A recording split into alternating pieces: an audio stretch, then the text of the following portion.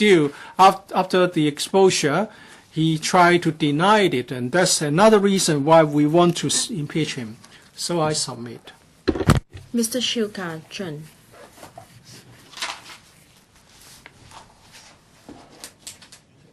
President, the former president, Mr. Jesperson, wrote an article on the 27th of February 2017 in the newspaper, Qualities of a Good Leader. He said what distinguishes between a bad and a good leader is a good leader is fair and a bad leader likes to collude. And a good leader is fair to everyone in his team. And as the leader of the team, he has to treat everyone in his team equally, even to those who think differently from him and those who dare to say no to him. And for a bad leader, he cannot use his ability to muster the trust or respect from his team members. He can only collude to strengthen his position. For members of his team, he will not just consider their merits. Rather, he will go for cronyism. So this culture of apple polishing has made it impossible for a leader to establish himself. I think Mr. Holden Chow is favored by such a leader, and a good leader would use the most brilliant talents, and for a poor leader, he would go for mediocre followers. And I think this is a reflection of Siu-lai, LEUNG and Holden Chow's relationship. A good leader would be accountable for his own acts, and then he will be willing to shoulder his own mistakes and to share achievements with his team leaders. A bad leader acts exactly in the opposite. Such a kind of leader will not win the hearts of his team members and is really disgraceful. I need no further elaboration on the sophistry engaged by Siu-lai, LEUNG, and we have sophistry well displayed by Siu-lai, LEUNG. I think it is indeed dark times that we have a leader like 689. He is a shame. And I think Mr. Matthew Chung says, well, he shares my feeling. It's just that he cannot say so openly. Siu-lai, LEUNG, in his last seized question time with the council upon pressing by Pan-Democrats on whether he has meddled with the investigation of the select committee, said that he had come clean with the central authorities already, and then the latter had expressed satisfaction. He talked about the central authorities. In fact, many evils might have been committed in the name of the central authorities. Perhaps he thinks he is the vice chairman of the CPPCC. He thinks that he can do all sorts of evils in the name of the central authorities. He may think that he has already come clean with the central authorities. Will he dare to tell us which of the state leaders has he explained his conduct to them, and what is the proper response?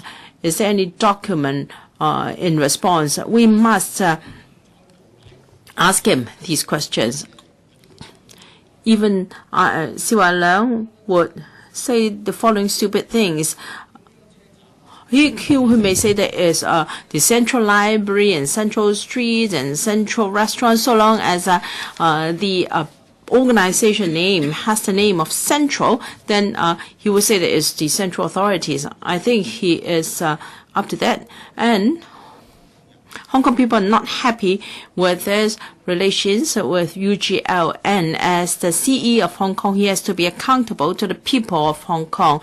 The central authorities might be aware of his conduct. Still, he should be subject to investigation. This is not about politics, but this is to uphold the rule of law in Hong Kong.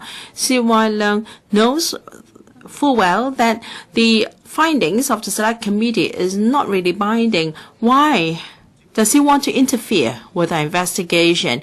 his conduct would cause an uproar in Hong Kong and cause his popularity rating to continue to dive. This is because he doesn't care about our perception, because his popularity rating has reached a bottom low. Yes, it's shameful for him to collude with Holden Chow.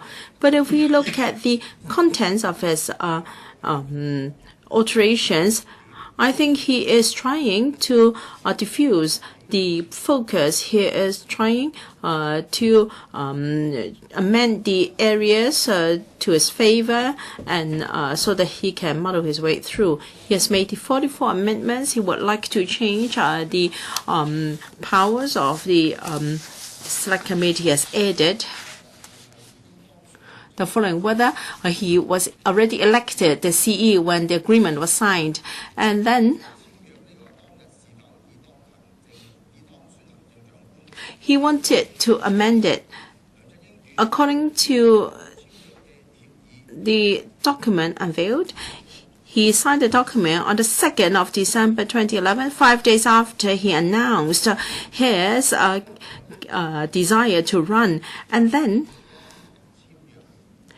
it was confirmed that agreement was signed in 2011. No one questions whether the agreement was signed after he was elected.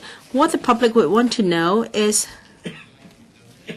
not whether he signed the agreement after he was elected, but rather he had received any money afterwards. 40 million pounds was paid to him, and it was after he has assumed office.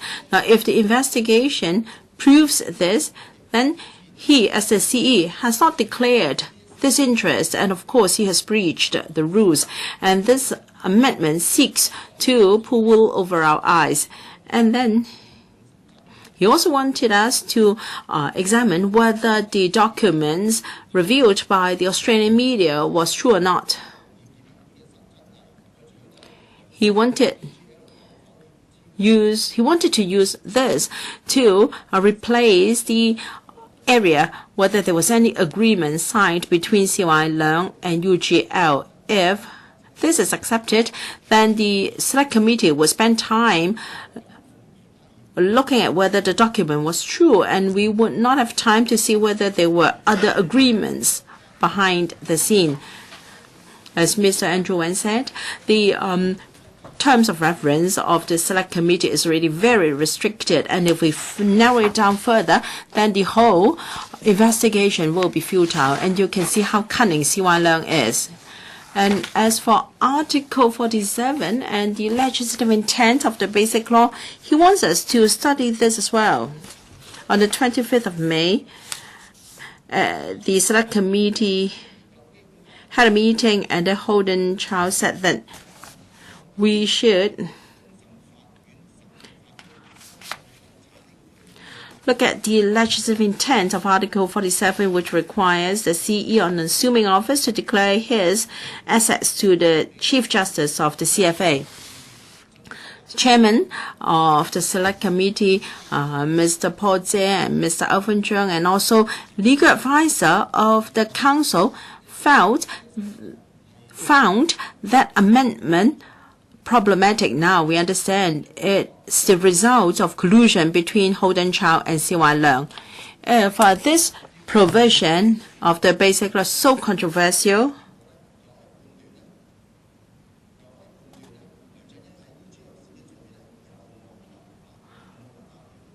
I think we can then conclude whether Siu-lai LEUNG has violated this article by not declaring his asset. Well, how can we ask the drafting committee members of the Basic Law? Would you want us to go to a medium, or would you want us to ask who's involved in drafting the Basic Law? He is using this to filibuster, to stall the examination of the Select Committee. The purpose is to see whether he has been derelict in his duties. Siu-lai has been exposed to abuse his power in interfering with the affairs of the Select Committee. We must not let him off the hook easily. Siu-lai and Holden Chow have caused an uproar in the community. There is something inappropriate between them. I think even DAB members and pro-establishment members would understand that there is something inappropriate in their dealings. Why should they be so secretive? Why should causing us to suspect that there is the executive trying to interfere with the legislature? This shows that Siu-lai has no trust in the legislature whatsoever, and relations between the two bodies has again become tense. And I think you should understand that this is all the making of Siu-lai. He is the root cause of this tense relations between the executive and the legislature. As Siu-lai said, he is the subject of the UGL investigation, and he has the right to comment on how the Select Committee conducts its business. But he could have expressed his views directly to the Select Committee. Why should he ask Holden Chow to allow him to edit the document? Does he know how much harm this is going to do? Even at last week's question time, if I had the chance, I would have asked him, how many of the questions asked by pro-establishment members have been edited by you? How many of them were actually drafted by you yourself, Siu-lai? Even today, this suspicion is not cleared, because of whatever the pro-establishment members say will cause people to query perhaps is being drafted or edited by Siu-lai. I feel sad and aggrieved on behalf of the pro-establishment members as well. The document is an open one. We have similar investigations in the past, such as the case involving Mr. Chi-wai, a former member. Usually, the subject would be consulted on the proposed area of study. However, such consultation will only be done with the prior consent of the Select Committee concerned. Siu-lai wanted to influence the investigation of the Select Committee to his favor. When he wants to amend the areas of study in this way, for sure there is conflict of interest.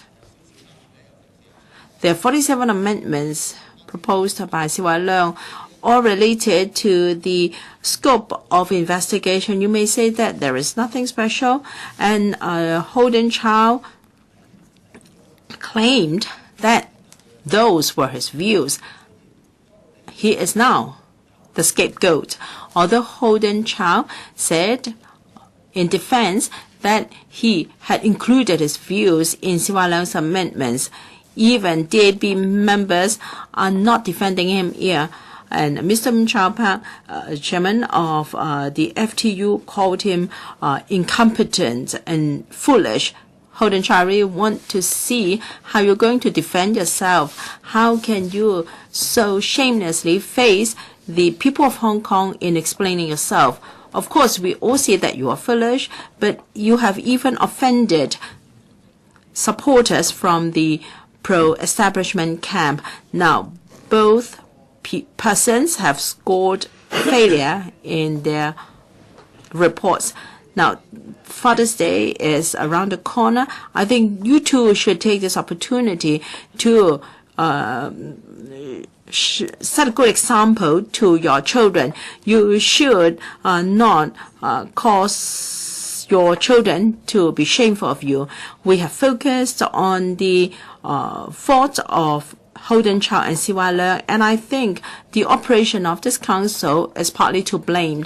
When pro-establishment members do not have a fairness in mind, and if they target at persons instead of issues, then that is part of the cause.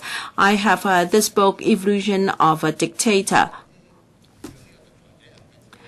I don't want this dictator to continue to evolve further. I'd like to remind CY Leung, Carrie Lam, and also their predecessors to come.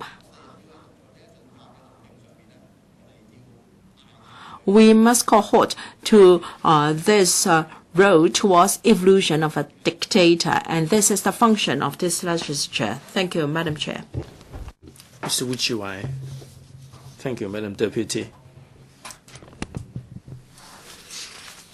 I speak in support of Mr. Alvin Young's motion under BL 73-9, and indeed there is a clear case of abuse of power by CY Leung.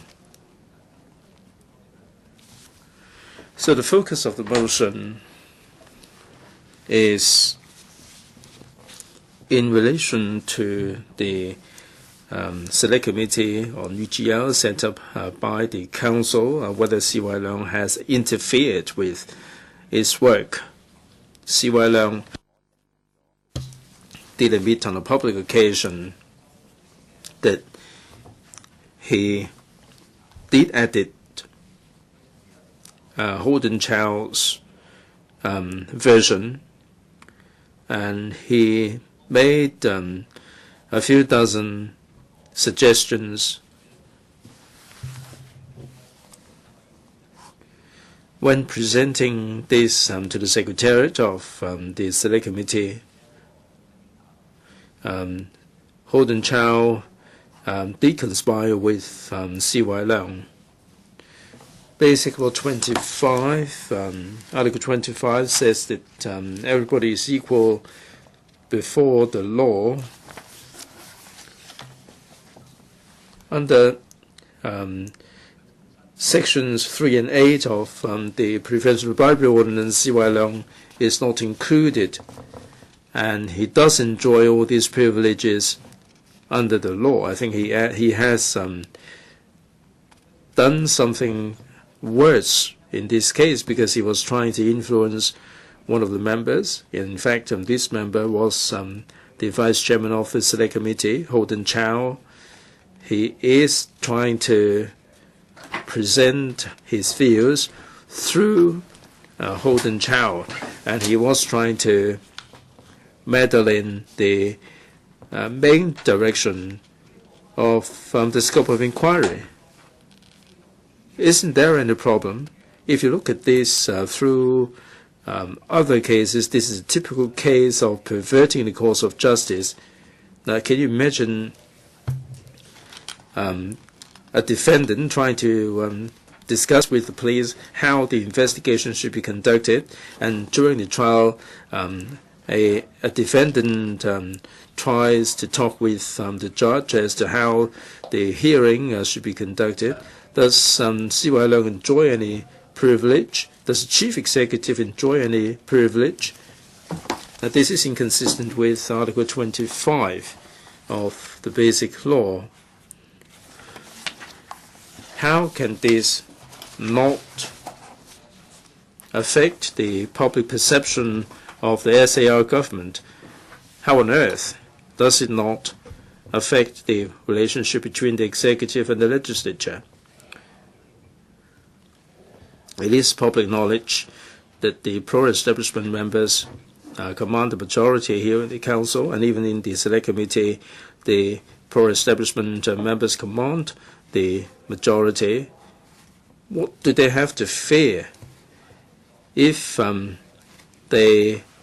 hasn't done anything wrong, why did he bother asking Holden Chow to edit the major areas of study? If he's in the clear, why does he not let the Select Committee get on with the job? That the Select Committee doesn't have any P&P power. He can choose not to come and testify, and he is the state leader now, and he can choose not to testify. From this angle, the major wrongdoing of CY Leung is that CY Leung is showing the people of Hong Kong that as a leader in the SAR, he is enjoying some privilege. If everybody is not equal before the law,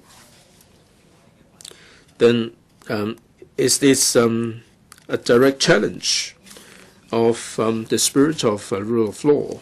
In the process of interfering with the Select Committee, it shows that CY Leung enjoys such special power, so much so that he could pervert the course of justice. It is true that this Select Committee doesn't enjoy any powers and privileges. It is not a court of law, but as a leader of the SAR,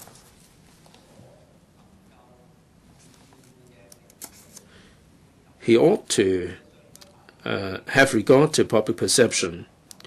If this is a court of law, would CY Leung have done the same thing in order to interfere with the way the court proceedings are being conducted? So it shows that CY Leung is really belittling the Legislative Council. This Select Committee doesn't enjoy any powers and privileges.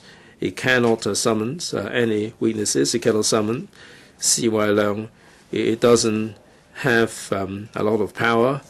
And CY Leung's act would undermine the credibility of the Select Committee and the outcome that the Select Committee comes up with. Madam Deputy, as Councillor, we have to monitor the administration. We have to make sure that officials up and down the ranks should be dedicated to their job. They should be law-abiding, and we have to show that everybody is equal before the law. And this is the cornerstone and the bulwark of Hong Kong's success. CY Leung is trying to undermine all of these.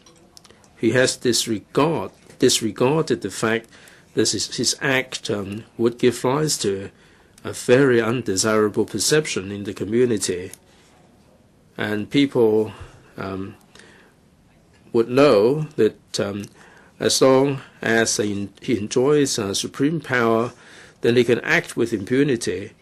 And he is thumbing his nose at the notion of everybody is equal before the law. So I hope that everybody should understand, in particular those from the pro-establishment camp, that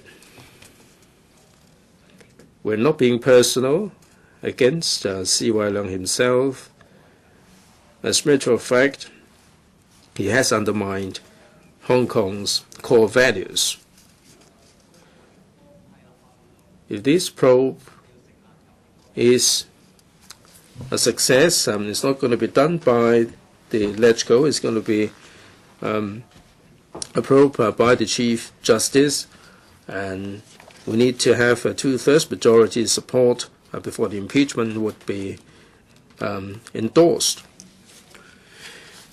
If we can, if we want justice, you may argue that he is stepping down soon. Why do we bother doing all of this? And I think this shows how determined the LegCo is in preserving one of the most important core values, that everybody is equal before the law. Madam Deputy, on this motion, a lot of what we say will need to be probed by the Select Committee, and I don't think we should go into minute detail about them. Over the past 5 years, the damage that is wreaked by CY Leung is inexhaustible. The CS heap praise on CY Leung has done so many wonderful things for Hong Kong, and he should he's leaving a good legacy. I think we should remember him for the legacy of dividing Hong Kong, for making Hong Kong confrontational, and for undermining the core values of Hong Kong. CY Leung has been elevated to the position of a state leader. As I said in the Q&A session, he should not come away with the notion that he would enjoy immunity. Are we asking the mainland authorities to become the saint? No, I think we have to look at the facts. Today, with the connivance of the pro-establishment members, he can get away with the legal system. But can he escape the jurisdiction, the legal jurisdiction of other places? Or has he evaded taxation? If he has, he has to be accountable to the Inland Revenue Department. Given his double speak, it would be hard for me to speculate anything, but indeed there is a sum of money that has gone into his pocket in 2012, 2013. He has pocketed $4 million from UGL. How on earth would that not be chargeable to tax? If he is in the clear, then CY Leung should produce his proof of tax payment. I mean, if he's not paying tax in Hong Kong, he should have paid tax in the UK or Australia. Can he get away with no tax payment anywhere in the world? Can he produce and proof of tax payment anywhere? He got paid the money and he's not paying the tax. I think he is engaging in double speak. In the whole process, he never told anybody that he did pay any tax. His media is saying that the tax authorities in other jurisdictions are not bothering him. I think this is the calamity CY Leung is bringing to Hong Kong. It's okay to tell lies. It's okay to be double speaking. If you can be like me, if you can be like me in senior position, then it will be okay. I mean, if you are in the lower rank in the hierarchy, then you'll be in trouble. Madam Deputy, I speak in support of this motion. We may not have enough time to tackle this behavior of CY Leung. We may not be able to conduct a thorough probe, but within his tenure, this is the last thing that we can do to show that LegCo is doing everything we possibly can to make sure that in Hong Kong, under Basic Law Article 25, everybody is equal before the law. We have to fulfill this particular article. If, because of senior position, CY Leung can expunge this, then Hong Kong will become a society where some people can be above the law, which is our core values. Thank you. Mr. Leung Kwok-hung. Madam Deputy, this is the clock I try to give to CY Leung to send him off. This is the bars, and he's behind bars. And I have this waving hand, and he's untrustworthy as this wavering hand. The CSY said, well, CY Leung have done so much good deed and you still want to trouble him. And he's now, why should we want to trample on the CE? In the US, only one president was impeached. Have you read the books? Well, Richard Nixon.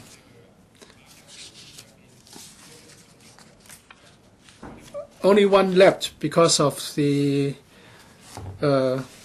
Congress threat of impeachment, and the other one got away with it. Richard Nixon was vice president for 2 terms, and also president for 2 terms as well, from 1968 and re-elected in 1972. When the U.S. astronauts landed on the moon, he was president, and he ended the Vietnam War, and he was popular then. But then, what caused his downfall? Well, the Watergate scandal. At first, he said, which idiot did this? But he forgot that he kept audio recordings of his Oval Office discussions. But then when checked, there was a missing gap of 18 minutes. And then when the investigation went deeper, he had no choice but to leave, but to step down. So how did that compare with CY Leung's position? He was U.S. president for 2 terms. He sent astronauts to the moon, and CY Leung sent our property prices to the moon. Well, the popularity rating of CY Leung has reached the record new. Madam Chair, we are now invoking Article BL 73, bracket 9. Of course, we have 1/4 of members in support of this. But once this motion is passed, we need to get a judge to carry out an investigation, and then there will be a report which will have to be passed by this council with a 2/3 majority, and then we have to report it to the CPG. There are so many hurdles.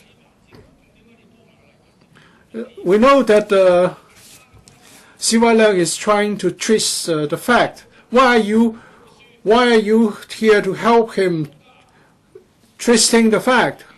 We are just trying to pass a motion so that the investigation can go on. All right, we can hand in a petition with 20 members, and CY Leung was not obliged to attend the meeting. And look at how scared he was. He was not. He did not dare to come to the select committee's meeting and to counter the accusations against him. And I have to do justice for Mr. Kenneth Leung. Only in Singapore would a president file the libels or defamation lawsuit against someone else. Well, in DPRK, it's simple.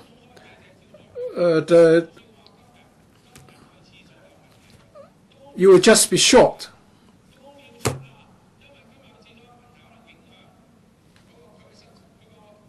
If I am the CE, well, I would get a lot of press coverage, even if I have stool problems. And now the CE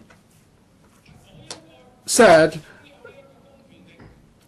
Kenneth Leung was talking about rubbish. So no leader should be afraid of the so-called defamation. And now secondly, if there's a civil case against you, you're not eligible to be a member of the select committee. Look at Jiang Ka-chun. Everyone on the select committee was sued. Why doesn't CY Leung do this like Mr. Chang? Why did he had to conspire with Holden Chen, and now Mr. Chiang Tak-ming is trying to do justice. He has put 9 questions. I would have put the same 9 questions in the select committee if I were chosen as a leader.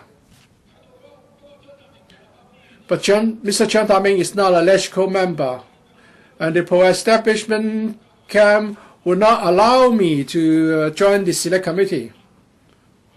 If I were a member, I would just say that I've just read this article and I have the same 9 questions. And this CE is now acting like a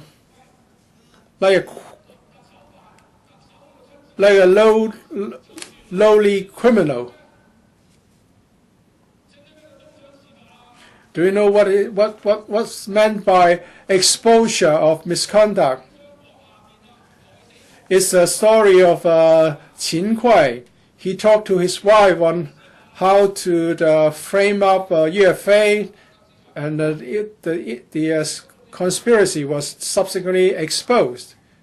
Is this the way you carry out your duties? Why do you want to protect your superior? Well, this will be regarded as miscarriage of justice. Look at Liu Meng-hong. He just wrote a letter, and he was imprisoned for trying to meddle with justice. But of course, we are not the ICAC. We're not the police. Can such behavior be allowed?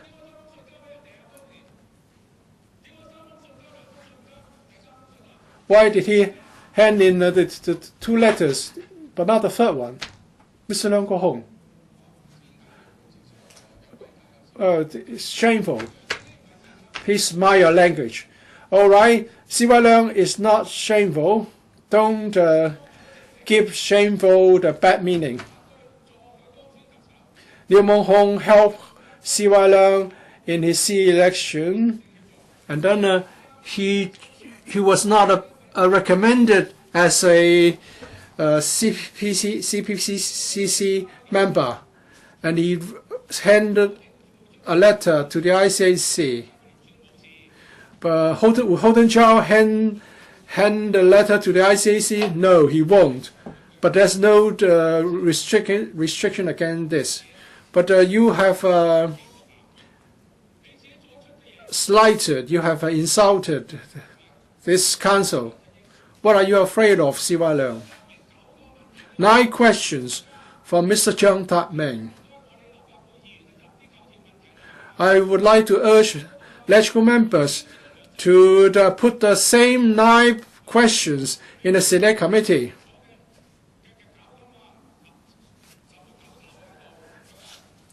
And CY Leung could not respond to those questions. These are the questions raised by Mr. Chiang Tak-ming. If you have guts, sue him. Sue me as well. I'm here scolding you, and I will do the same outside the chamber. Quickly bring a lawsuit against me, CY Leung. I don't need the protection afforded to me here.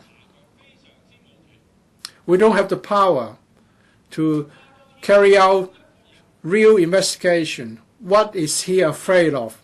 He's so afraid that he had to collude with a member to stop the investigation or to amend the scope of investigation. When a detailed investigation is warranted, he would try to bring in something to distract us. It's not up to you to decide what LegCo members should do. It's despicable. How can he think that he has the authority to interpret the basic law?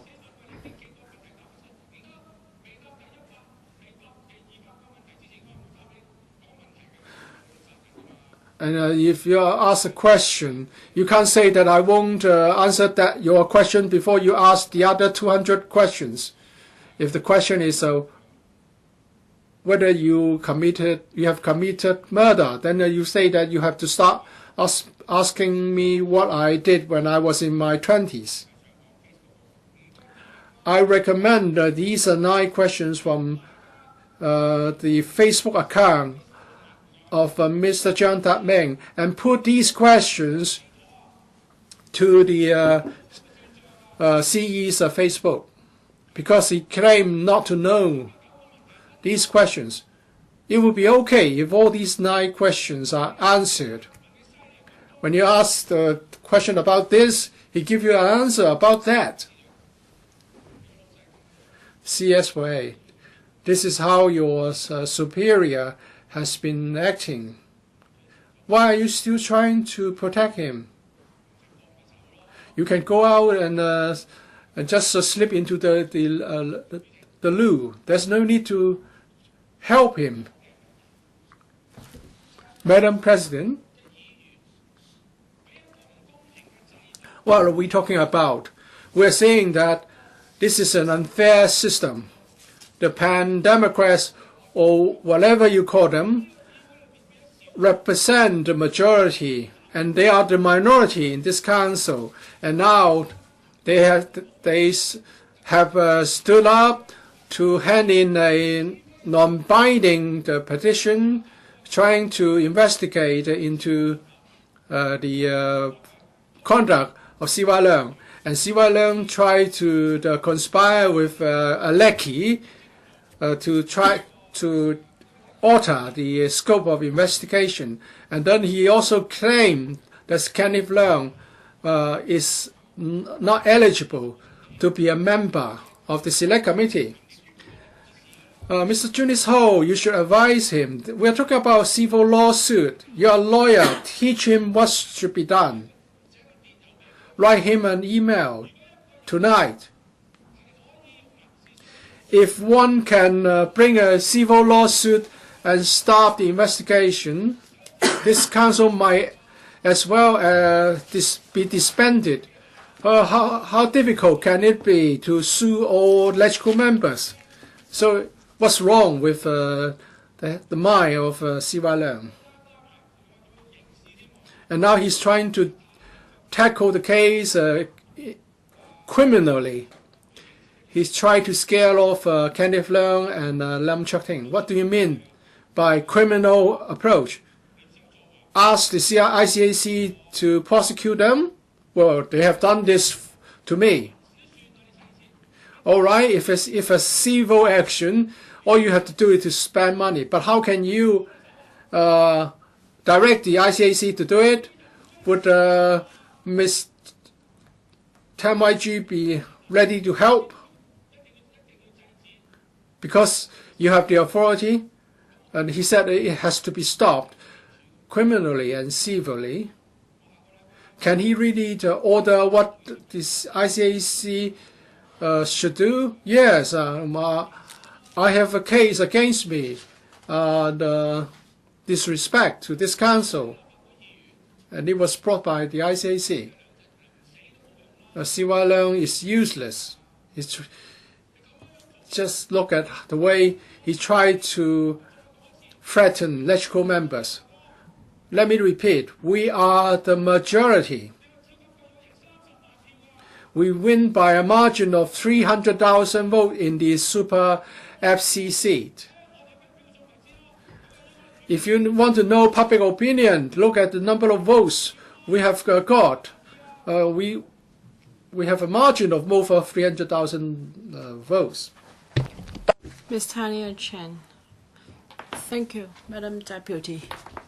I really want to borrow this black card from Long Hair. Yes, CY LEUNG is very outstanding. 4 years ago, he was first impeached, and now this is the second time. 24 of us have raised this motion under Article 73(9). Not only is Siu-lai the first C to face an impeachment, and he has only 20-odd more days to go before he ends his term, and he faces another round of impeachment. And this time he's charged with serious dereliction of duty. 4 years ago, there was about unauthorized structures. I'm sure you remember what he said. Once dealt with, there is no unauthorized structure anymore.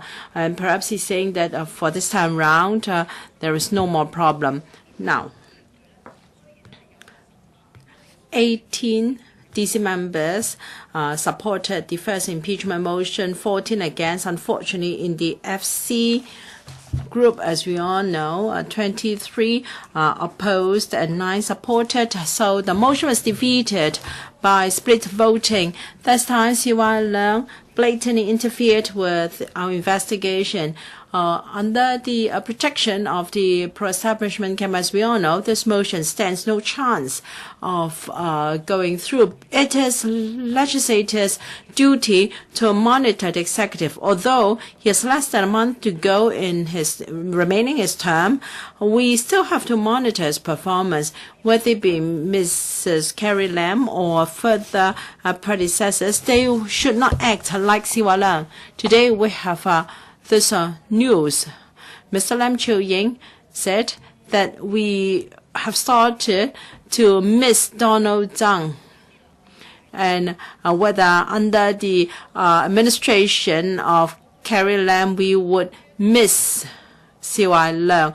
It's not that I have good feelings or high expectations of Carrie Lam, but I think it would be rare to find someone worse than 689. I wish Hong Kong luck. I hope we will not have another CE worse than Siu-lai. Although we have the separation of powers in Hong Kong, in recent years we have seen senior officials, representatives or delegates to the NPC and even the CE saying that the position of the CE is superior, is above all. And there are people who say that in Hong Kong we don't have the separation of powers. It's just a misunderstanding. No, they bluntly said that we are wrong.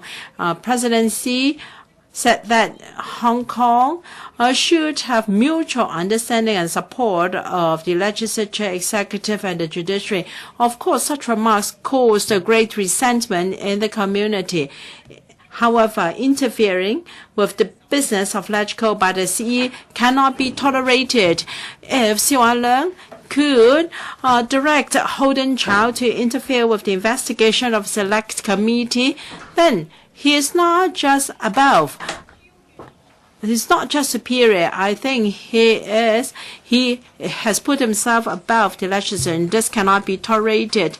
Last year, we passed a motion to set up a subcommittee to look into the receipts of 20 million pounds by Siu-lai from UGL. He tried to interfere with us. On the day when the select committee was set up, the CE's office issued a statement regarding this exit agreement between the Siu-lai and UGL. There was ample discussion in the last term of the council, and he had explained time and again.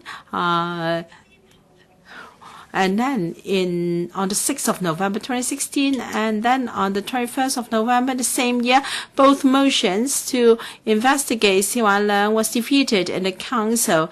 This agreement between UGL and Siu-lai is just a non-compete and non-poach agreement to ensure that he will not be employed by a competitor after he has stepped down from as a director of UGL. This is to ensure the interests of UGL, and it's just a normal commercial arrangement. And then on the 9th of October 2014, UGL issues a statement pointing out that DDZ Holdings, PLC, and Royal Bank of Scotland were aware of the agreement, and therefore it was not a secret agreement, and there was no secret payment involved.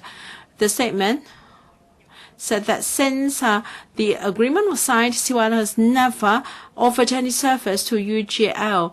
And then Siu-lai has already declared to the Chief Justice of CFA in accordance with the basic law, is strictly adhere to the declaration of interest system of the Executive Council. Is repeatedly explained at this point to the Council and the community many times, and therefore there is no need to set up a select committee to investigate into this matter.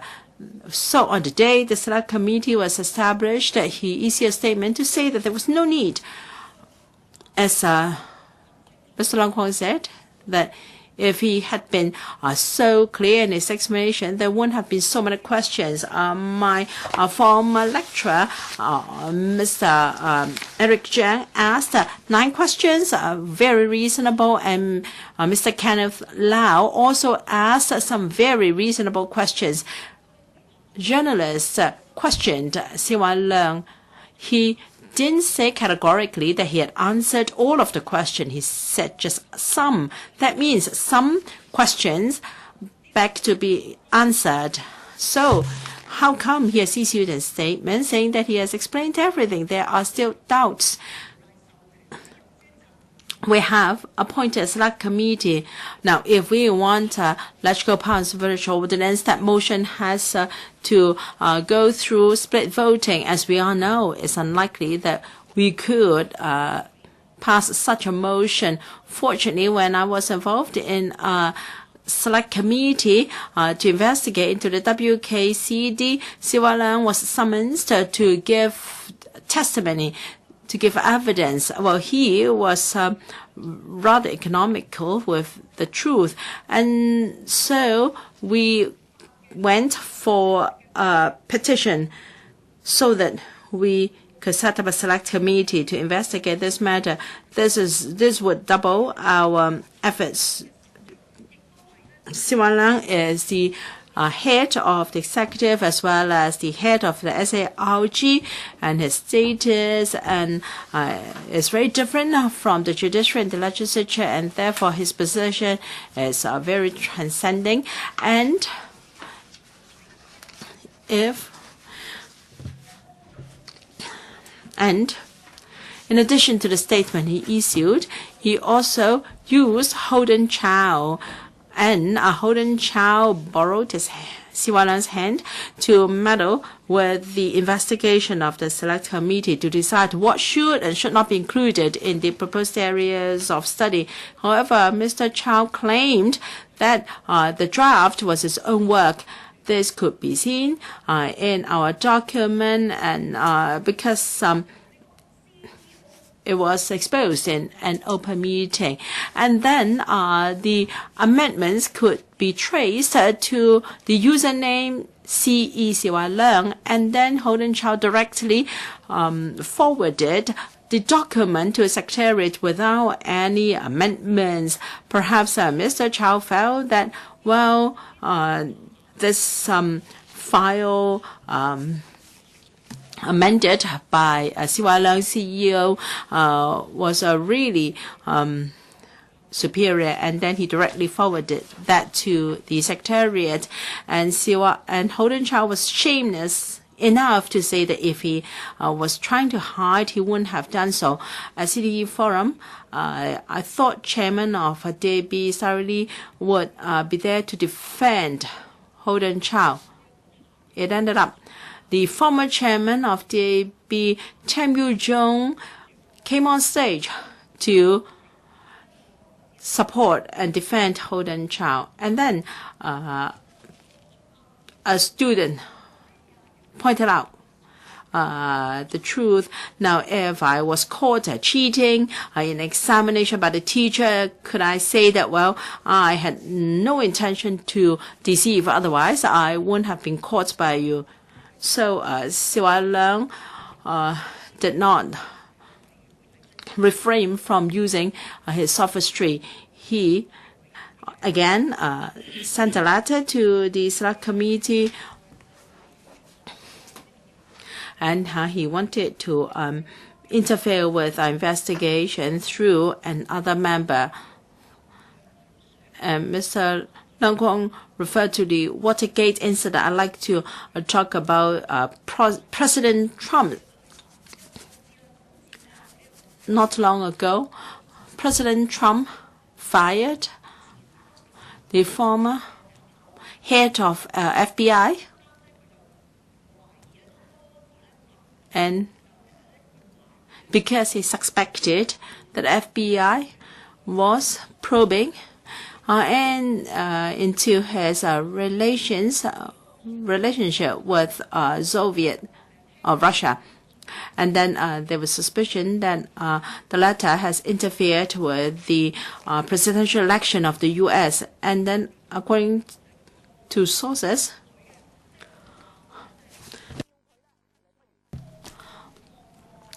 Trump asked the former FBI head to let it go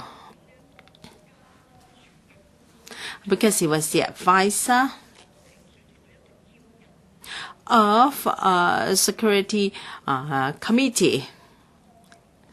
And then Trump asked the former head to let it go, and he's going to give evidence this week. And senators are trying to impeach him. You might think that Siu-lai is crazy enough. He pestered Kenneth LEUNG, saying that he didn't declare interest. And I have to quote what Mrs. Regina Ip said in a radio program. She said that there are so many problems in Hong Kong. How come our CE has so much time to respond to Kenneth LEUNG and could go through his Facebook posts in the past 2 years? Perhaps he is too nervous and anxious. He might want to consult a psychiatrist. I thought Siu-lai was crazy enough in going through somebody else's Facebook posts for 2 years and to issue a response within a few hours. And Trump is even crazier.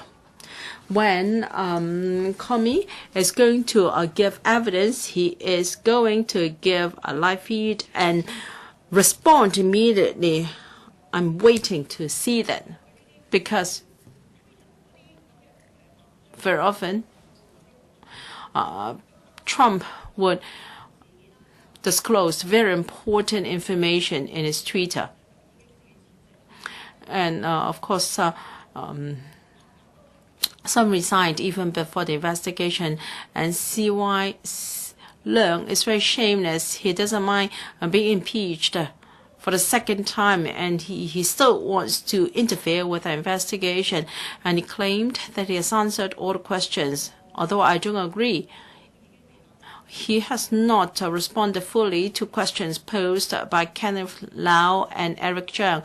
And Jeremy Tam also asked him last week whether he would come to be subject to investigation. Since he is so frank, he doesn't mind coming clean, then he should attend a select committee meeting. However, still today, he is not willing to answer questions by the media. He's saying that this is just politically motivated. In 2014, he said he had given explanation to the central authorities, which were very satisfied, but that was only his own words.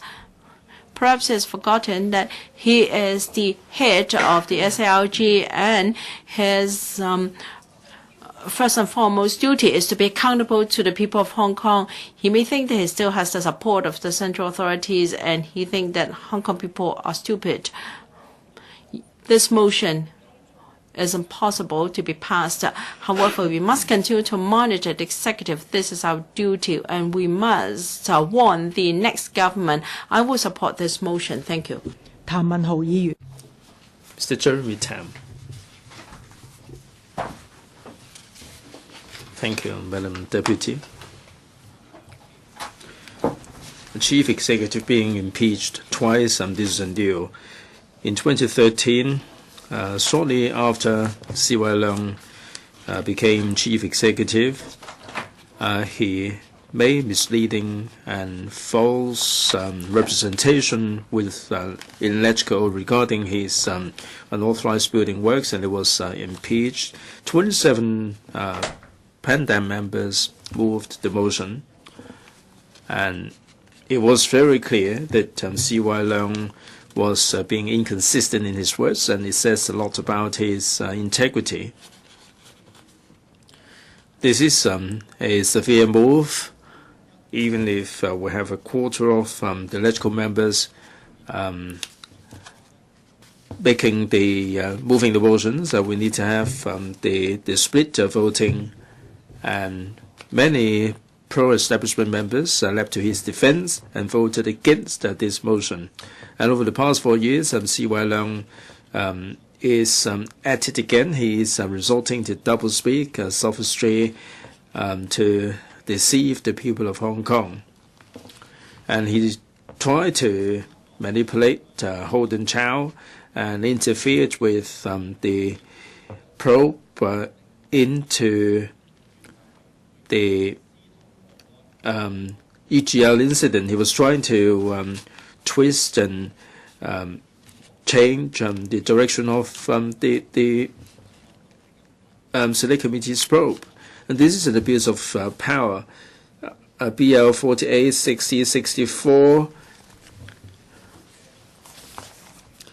clearly delineate the responsibility of the chief executive, and he's flouting all of this. Not only did he not admit any mistakes and wrongdoing, he was trying to divert attention and shift the blame to other members, and he blamed the Pandam members for divulging the details, and they dragged Kenneth Leung into it, and by saying that he is still troubled by a defamation suit and he has to leave the Select Committee.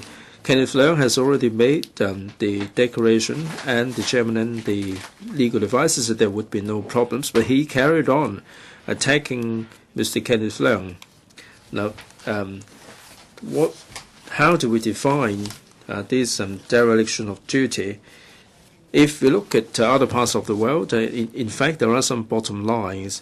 In the UK, the US, Australia, Canada, or even the Westminster House of Commons, it is very clear. The bottom line is integrity. I think it is a waste of time to talk about integrity in front of C.Y. Leung. BL 60 and 64, as chief executive, he has the constitutional duty to be accountable to the council. C.Y. Leung manipulated the councillor in order to distort the direction of the probe. Not only is this not accountable, and this is certain abuse of power.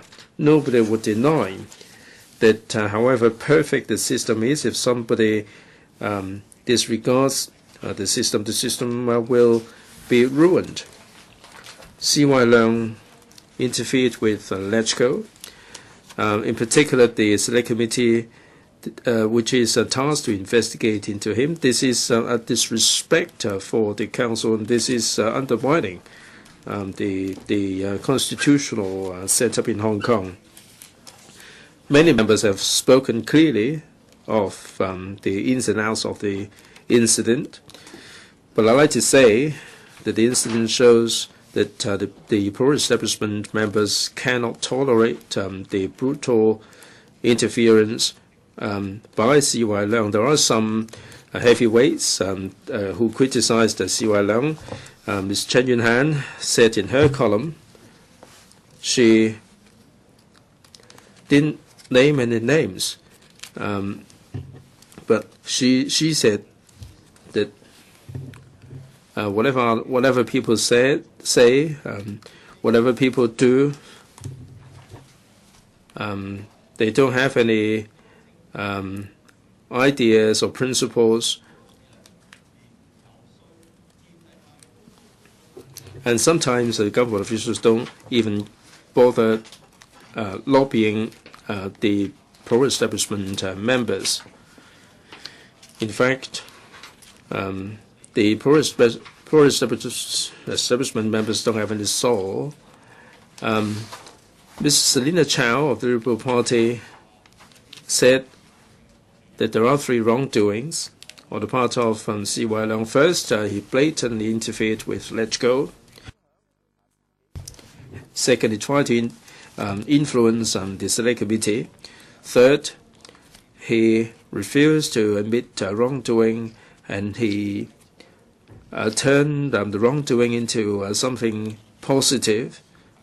And Holden Chow forgot that he's actually an elected member, and he forgot that he's answerable to the Select Committee instead of C.Y. Leung. Selina Chow said that on this important issue, why is it that there are no pro-establishment members who are saying this in defense of C.Y. Leung? Mrs. Regina Ip of the New People's Party also was critical. She said that Holden Chow allowed C.Y. Leung to edit the paper, and this is really unwise. She said that procedurally it was wrong, and LegCo's duty is to monitor the government. Members should have an independent thinking. Holden Chow may have absorbed C.Y. Leung's views, but he should not have taken this lock, stock, and barrel, and he's acting at the behest of C.Y. Leung.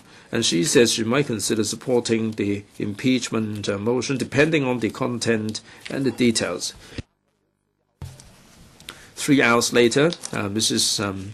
Regina Ip changed tack and said Holden Chow was inexperienced, and I think for her to change tack, I think she's still not really obedient at heart.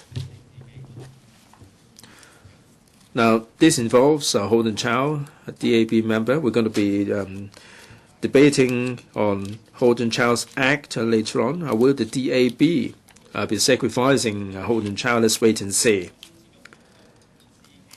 Can DAB endorse what is right and criticize what is wrong, and will they be able to monitor the government? What I want to say is that the pro-establishment camps make it sound as if it is more democratic. In 2013, now C.Y. Leung has been deserted. There are 28 members. The FTU, New People's Party, Liberal Party, they have enough votes, and we can activate the next stage of impeachment. Some said that this term of administration has very little time in the tenure. We should not impeach C.Y. Leung. There is a month left in the tenure. C.Y. Leung is in his twilight years. Why can't we display any courage and principle and really do something for the people of Hong Kong? Now, the pro-establishment camps are dragged into it whenever there are troubles. I hope that the pro-establishment members will be sensible and rational. Just because there are 20-odd days left in his office doesn't mean that we should sacrifice our dignity as councillors. I hope that they will support this motion. Chung-tai. Dr. Chung-tai. Thank you, Madam Deputy. I believe this motion invoking Article 79 to impeach C.Y. Leung is something all the people in Hong Kong would say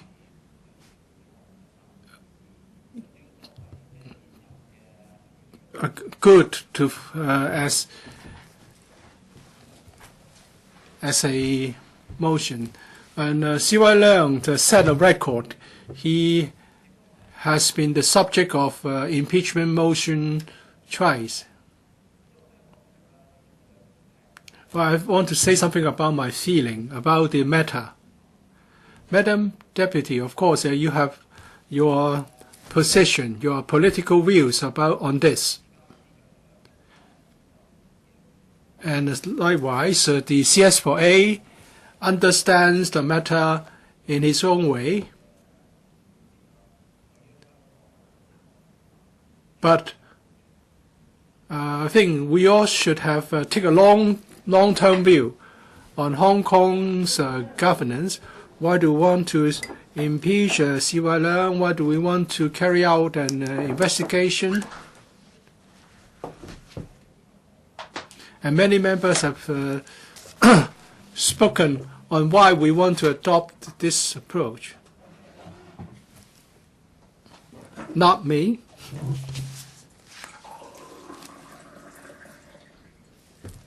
Thank you. Mr. Kenneth Leung says that this is another case. This is separate from the UGL case. We are talking about how CY Leung has trespassed beyond his authority on the work of our select committee, and he tried to set the course of direction of the select committee.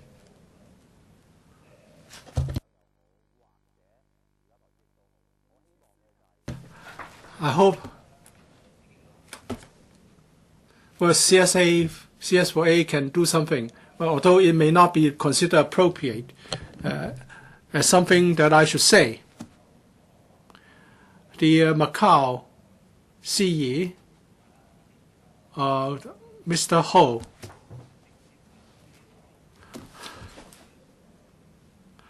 well, there was an investigation into the conduct of Mr. Ho-Hawa by the central authorities. And then Mr. Ho-Hawa and Mr. Chui Sang-on's relationships was looked into. I want to remind the pro-establishment members. It seems that we still have an independent legislative and judiciary. It's because some of our members are directly elected. Even Mr. Junius Ho is elected by Hong Kong people. Chief Secretary,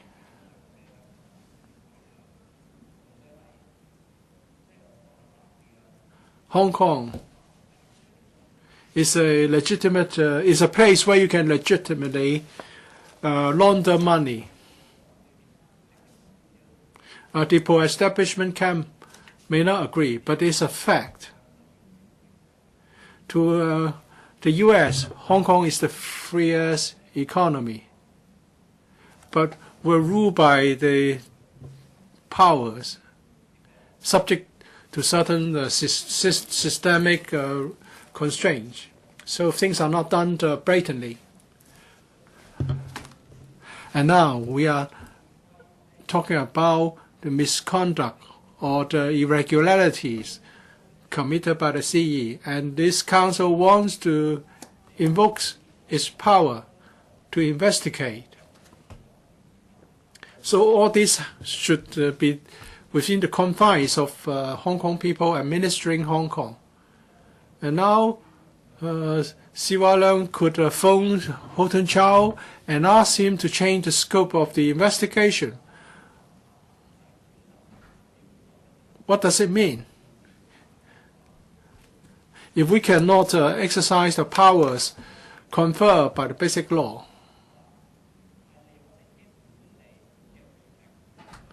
and that is to say, if we cannot monitor the CE by invoking local powers, and if there's any war between different factions in Beijing, then we'll be facing the fate of Macau SAR, and that is the central disciplinary authorities will be doing the investigation. That's why we have to invoke Article 79, bracket 9 to impeach Siu-lai Leung. They talk about how bad he was. Remember?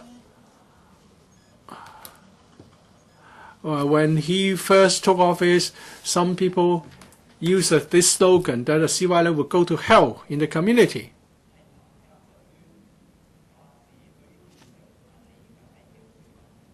That's just an expression of people's feelings. But no one should blame the opposition for exaggeration when we want to invoke Article 73, bracket 9, because we want to uphold the principle of Hong Kong administering Hong Kong. Otherwise, Hong Kong will be in the same situation as Macau. And Macau is in a state of lawlessness. Friends from Macau may not agree. I don't want to go into the details of the case. I think Mr. Matthew Cheung is bored.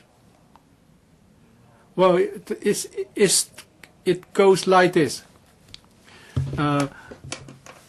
Siu-lai Leung breaks the law, and now the government organs are under his charge. And now this council has set up a select committee, and Siu-lai Leung has colluded with Holden Chow, but he did not approach Paul Jie or Junius Ho. But Holden Chow and Siu-lai Leung were both graduates of LSE.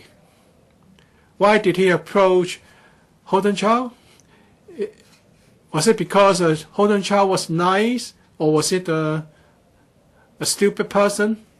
That's not our concern.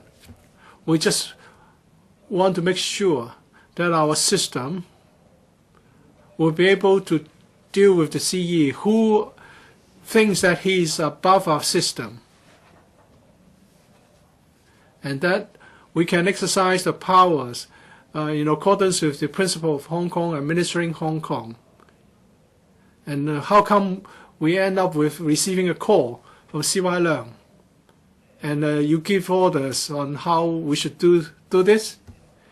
We have the airport incident, and then there were lawsuits against Yiu-chung, and Mr. Choi Chi-kung was said to be a vicious person.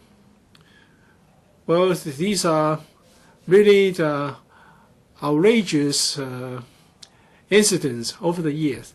And now 28 members join hands in trying to impeach the CE. Well, I think we lose faith. I really didn't want to say what I have said, but as a member who is somewhat more responsible than others, we're not talking about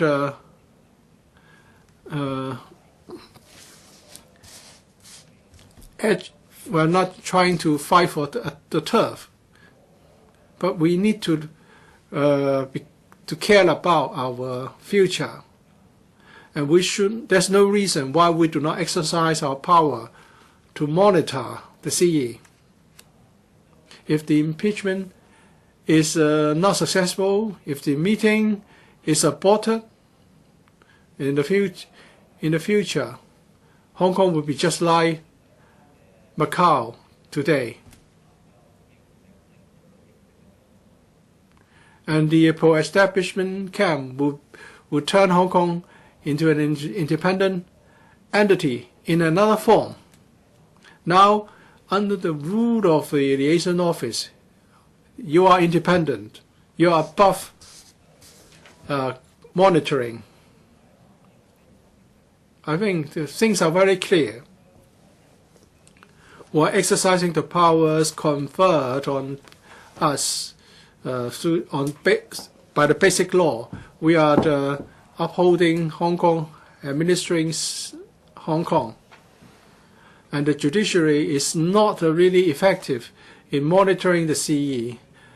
This council, as the only elected body, sets up a select committee, and then the CE exceeds his power and try to intervene. And we have a very innocent electrical members who handle in the electrical paper to him as if he's submitting a homework. And then the CE try to change the scope of investigation. Well, this is about damaging our system.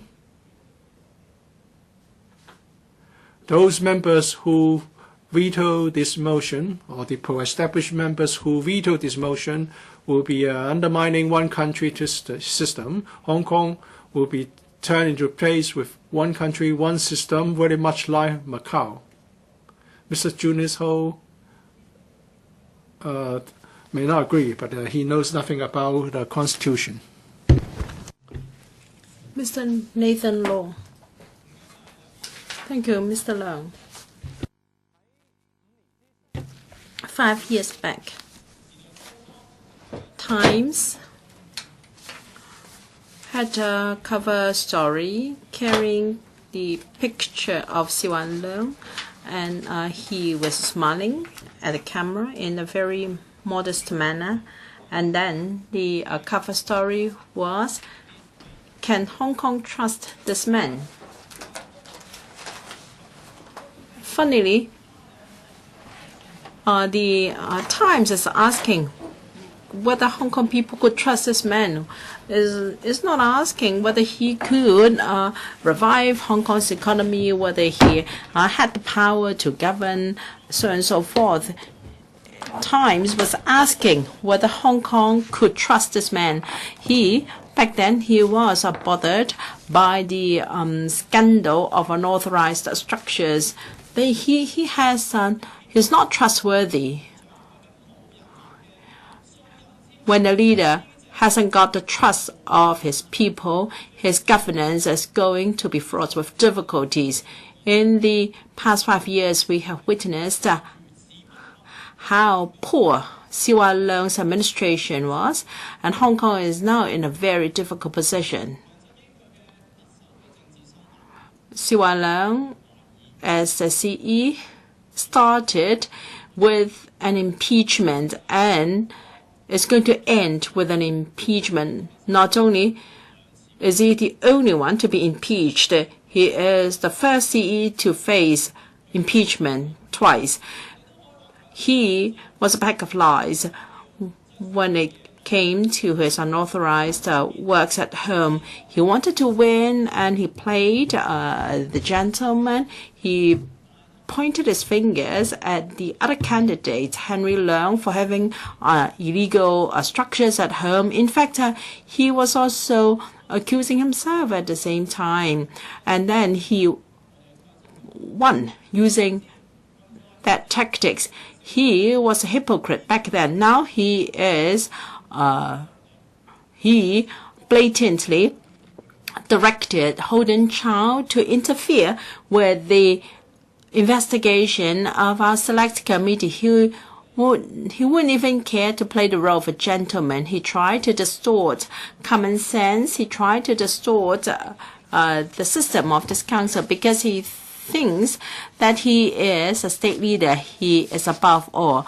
If you ask me 5 years from now, whether we can trust this man, I would say, can Hong Kong hates this man. He has damaged our trust, and he has his governance has caused us to loathe him. For 5 years, he has called wrong right. He has distorted facts, and this is CY LEUNG. From an hypocrite, he doesn't even bother to play the role of play the gentleman. 5 years back, now if we had the wisdom to unseat him 5 years ago, then we would be spared the past 5 years of agony. But under the protection of the pro-establishment camp, he stayed on for another 5 years. Now, Mr. James Tan, the member from the Liberal Party, may I remind you that under 41, members should refrain from mentioning irrelevant issues. No, this is relevant. Mr. Leung have to prove that he's been direct in his duty to show that he has made a mistake. I have to use his past conduct, because we have to know, even in court, whether this is a trustworthy witness. I'm using his track record to show that he is not to be trusted. He's a liar. Well, this was made very clear in impeachment motion 5 years ago. Mr. James Tan, a legislator back to Mr. Nathan Law, you must focus on the accusation in this motion, and you have to discuss whether you support the appointment of the Chief Justice of CFA. Of course, I do so. Of course, I support that there should be a probe by the Chief Justice of CFA. I have to use his past record to justify my stance, and please do not interrupt me anymore. Mr. James Tan back then shared our sentiments. Now, he said that he got this C post by trickery, and the question is how much trickery he has used.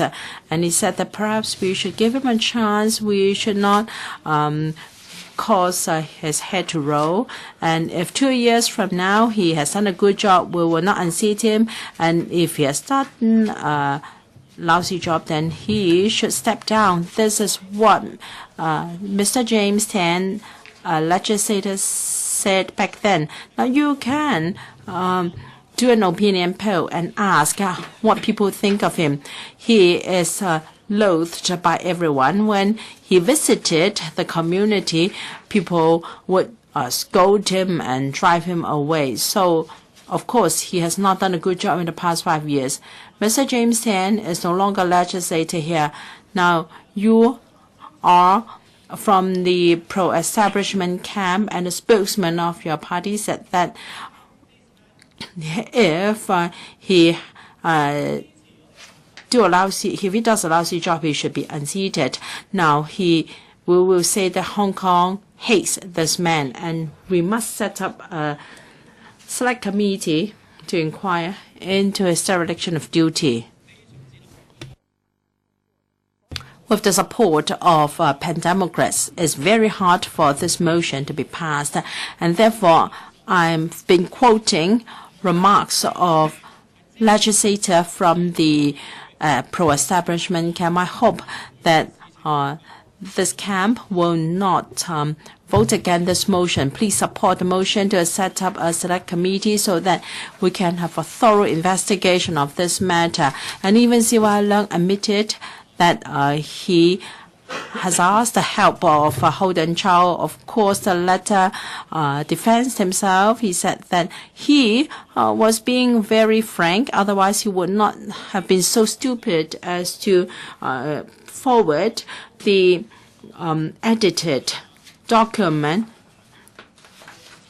to the secretariat, even with the changes. Now, if you are a suspect, you cannot tell the police that you must not investigate in this way. The police will certainly tell you that there is no need for you to teach me how to go about my business. How can a subject of investigation amend the scope of investigation? You should not defy common sense. I think we have received some education. Even if you have gone through kindergarten, you will know that you cannot dictate how a teacher sets the exam paper, Siu-lai has no respect for the people of Hong Kong. He's insulting our intelligence. This is very pathetic. Eric Chang and Kenneth Lau asked some very reasonable and professional questions. However, he pretended not to have seen these questions. And he just used very simple, superficial remarks to explain himself. We all know it's nonsense. Now, this is a very blatant matter. 5 years ago, some members from the LP said something reasonable, but what have we heard this afternoon? Sari Lee, chairman of DAB, said that we have started this struggle to unseat CY-leung. You might think that Sari Lee was reading from an editorial of Wen Hui Bao or Ta Kung Bao. She said that we're starting a color revolution, and we started this struggle to unseat CY-leung. Color revolution was the term used by the Global Times, and this war of public opinion. I remember the incident of that dinner at Siu-lai, a restaurant, local restaurant. So the Communist Party is an expert in struggles. Politics have been smeared and entirely ruined by CY-leung. And you say that we have started this struggle. Since CY-leung assumed office, we have all sorts of pro-government groups. And at Hong Kong International Airport, which is supposed to be the safest place, well, as such a sensitive place, I was openly assaulted, beaten up. People poured suspicious liquid over me. Who condoned such acts of violence is CY-leung. And Sari Lee said that we accused him arbitrarily. No, it is not an arbitrary accusation. Your party member confessed to everything. The alterations are traced back to CEO CY-leung. And you said that we are trying to attack CY-leung. Please hang on. Your timer has stopped. Yes, please continue. I think we have to give a new timer to CY-leung. She said that if this impeachment motion was passed, that would cause repercussions in society. Yes, that would mean that we are vindicated, we can restore justice. And I think that would be a good shock to society.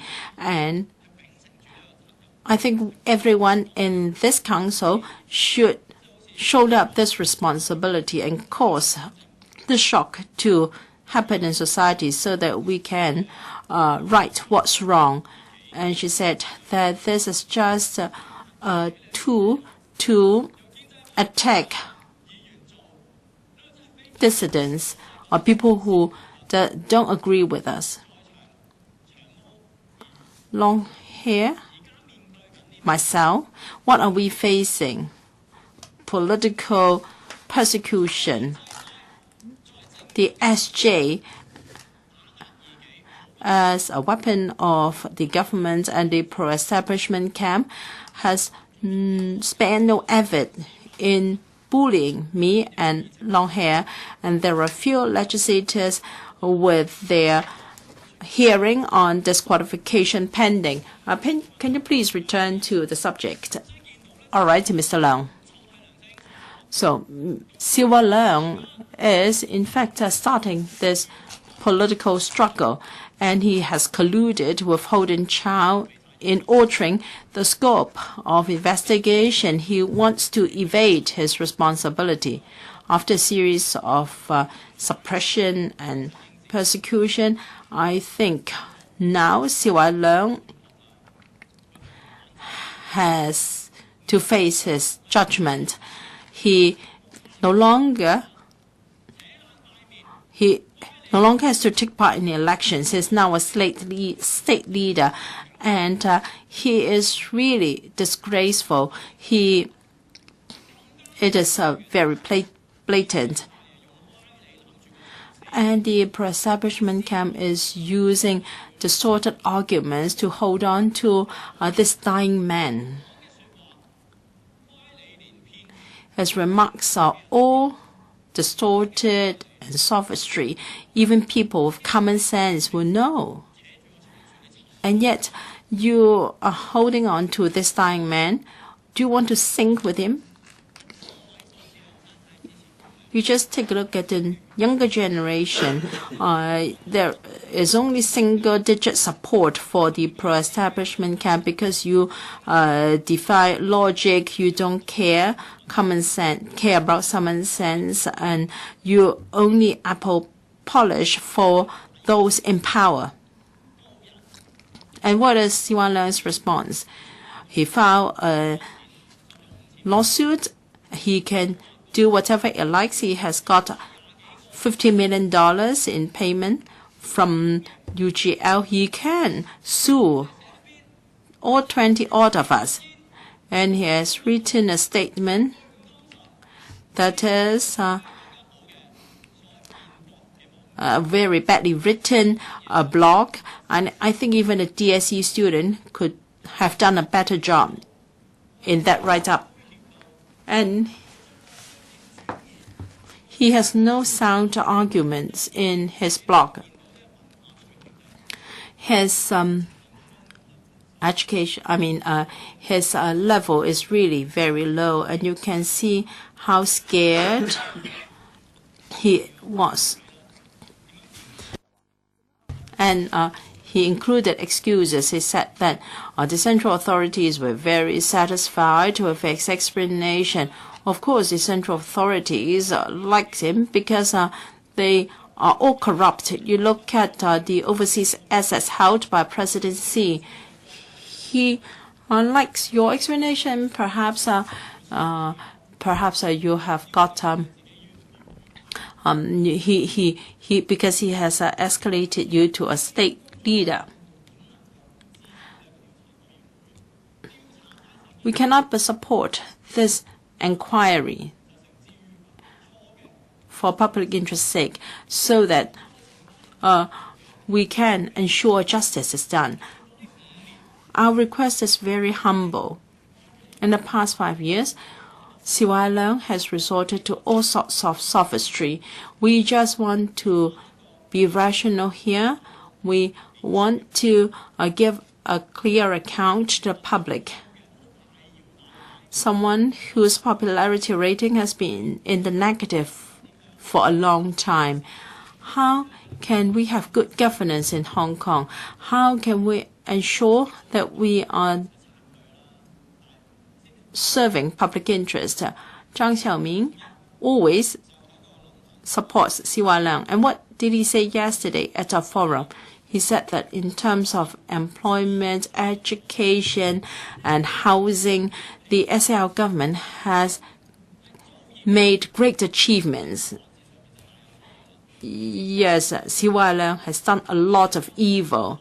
When it comes to employment and education, for the younger generation, we have a spate of suicides among young people. And how can young people afford housing? Just today, there's a piece of news. An elderly person could not look after his elderly wife who has suffered a stroke anymore, and he had no choice but to end her life in pain.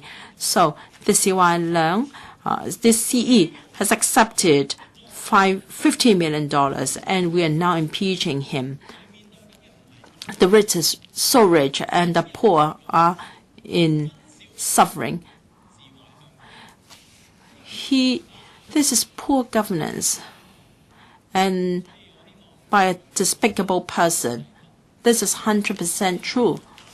So LP who has some conscience and who are relatively neutral, I hope you can support our motion to impeach 689. Thank you. Right. Mr. Wong Ting-kwong, President.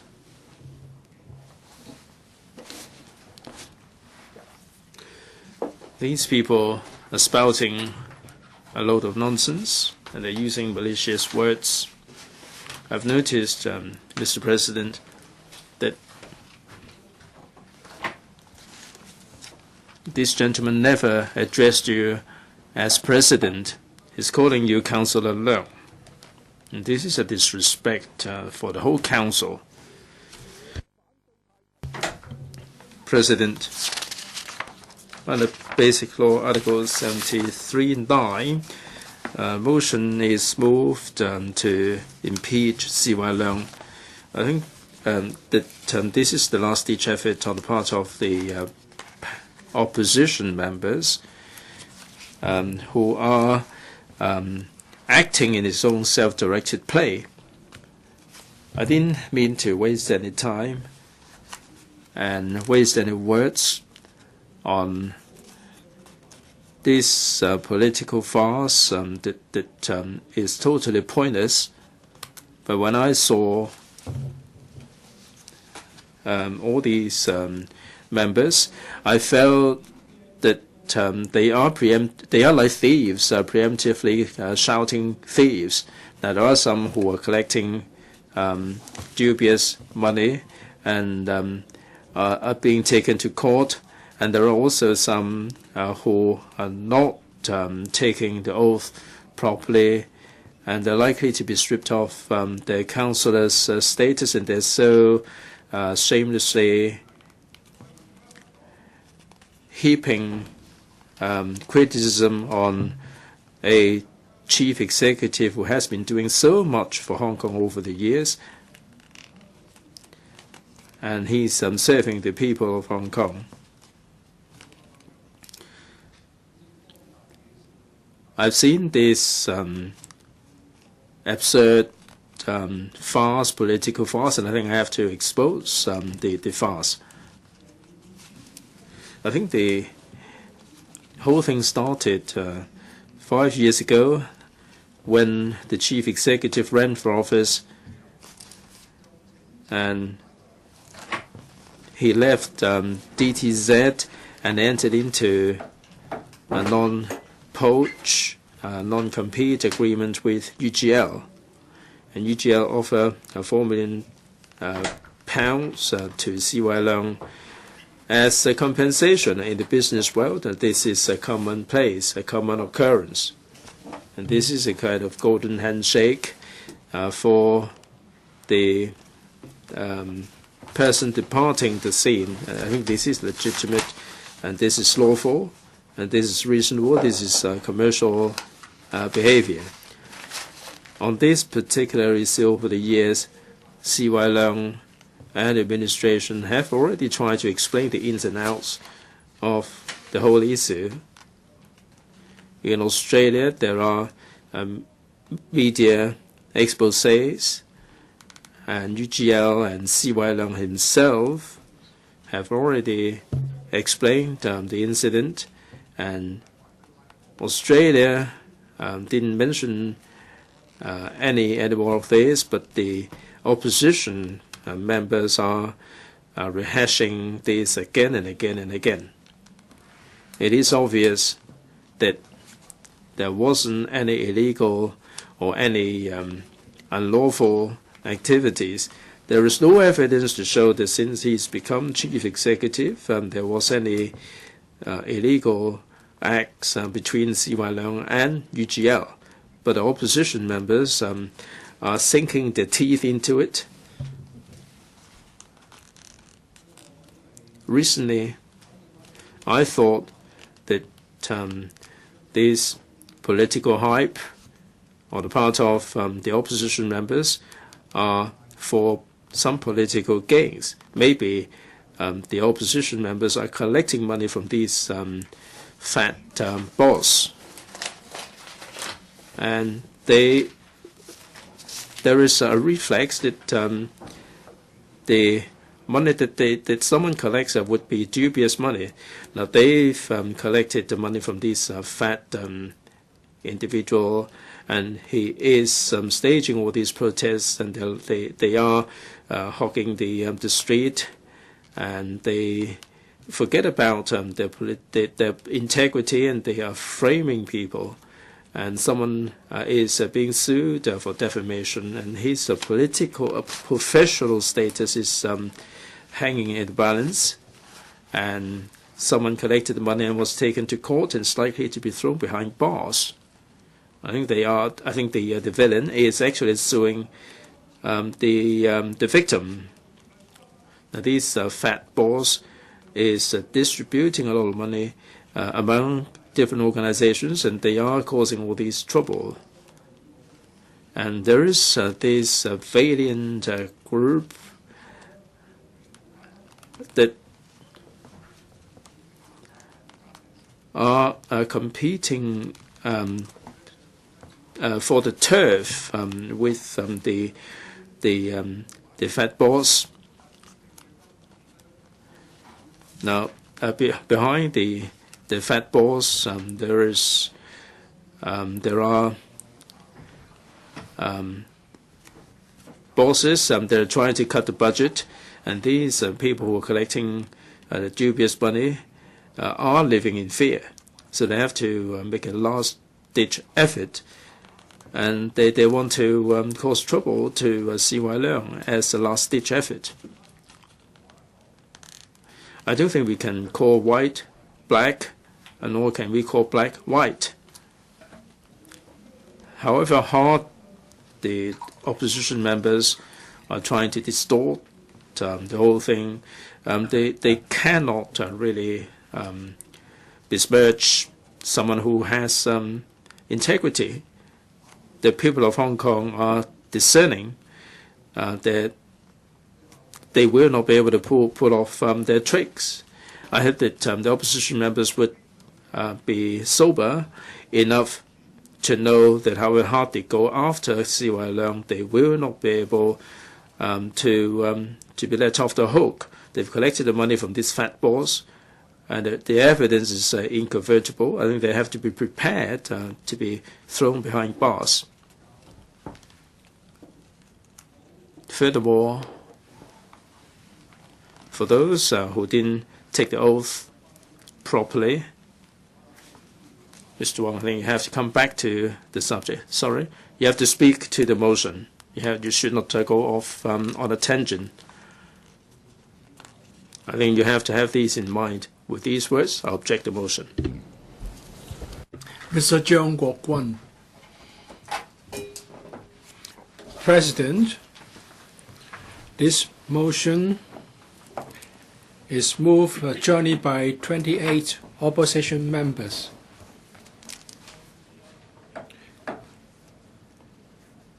This is a result of the work of the Select Committee to look into Mr. Leung Chun-yim and UGL.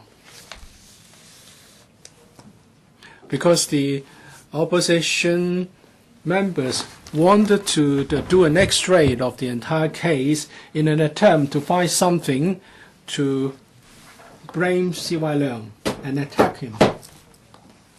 Since this arises from the UGL case, we have to understand what's involved.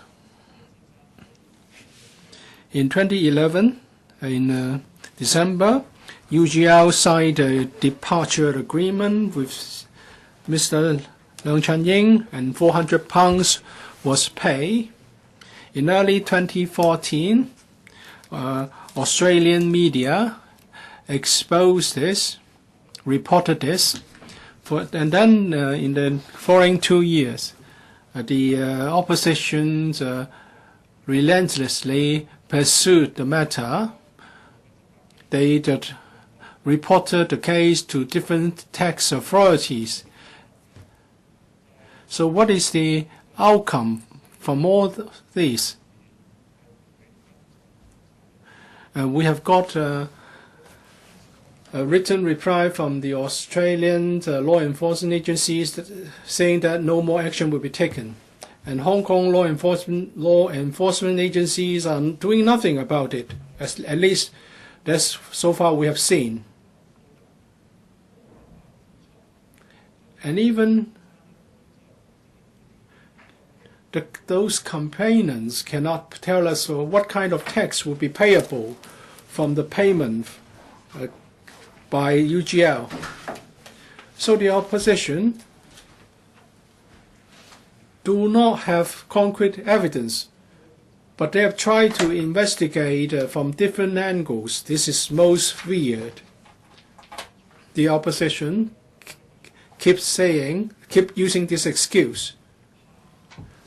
Well, if you are innocent, there's no need to fear investigation. And recently, members from the opposition camp found a maneuver possibility, and that is if 20 members jointly hand a petition to the president, then we have to commit the matter to a select committee, even though other members may not agree. This room for maneuver allows the opposition camp to continue with the UGL case. From the speeches given by the opposition members, I've heard that through this select committee, they will be able to look at this matter to see whether CY should pay tax in Hong Kong or in another jurisdiction. But we've heard nothing about the evidence of criminality.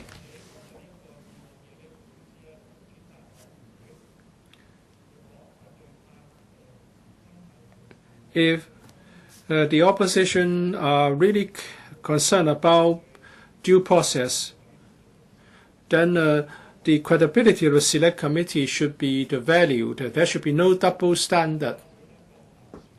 This Legislative Council is an elected body, an independent body. Mr. Kenneth LEUNG is a member of the select committee. Whether he should withdraw from the select committee, it should be something for him to decide and for the select committee to decide. We're not a court. We cannot compel him to withdraw. Notwithstanding, I urge opposition members to understand this. As Mr. Ronnie Tong, SC, has said, if there's a special relationship between the parties in a court case, then the party doing the trial should withdraw from the case. And on the contrary, if there's a good relationship between the trying party and the defendant, that would also have an impression problem, and the trying party should withdraw. It seems that the animosity between C.Y. LEUNG and Mr. Kenneth LEUNG is serious, and they have they are going to be involved in a lawsuit. And it seems that Mr. Kenneth LEUNG would be considered biased in the work of the Select Committee, and the credibility of the findings of the Select Committee will be subject to queries. So why should we allow this to happen? But the opposition members only want to protect their own people, and they have disregarded this problem with credibility. Is it because they have already determined position and the investigation is just a front? The current term of the CE is about to end, and still the opposition still want to start the impeachment process. Maybe this is the last attempt to attack the CY, to attack CY LEUNG. Was Mr. Holden Child admitted that he did not do it right. He resigned from the Select Committee, and that should be all it takes in terms of sanction. So I oppose to both both of the motions. Mr. Abraham Sheck. The recent saga arising from the Chief Executive C.Y. Leung's alleged interference into the work of Select Committee for the investigation of the UGL incident has unfortunately dented the rule of law, the reputation of LEGCO, and the essence of basic law about checks and balances. I urge both government and legislative council members, it is high time for those in power, one way or the other, to refresh their memory about this very concept for the sake of good governance and the protection of one country, two systems. To talk about Article 73(9) on the impeachment of the Chief Executive is indeed a very solemn issue. And to discuss on this issue, one must really understand the roles and functions of the different aspects of the government. The roles and functions of the Chief Executive, the Executive, the Legislature, and the Judiciary are intertwined within the text of various sections under Chapter 4, Political Structure of the Basic Law. In particularly, concerning Article 47, 48, 50, 64, 73, 85, and 88. According to Article 47, the Chief Executive of the SAR must be a person of integrity, dedicated to his or her duties.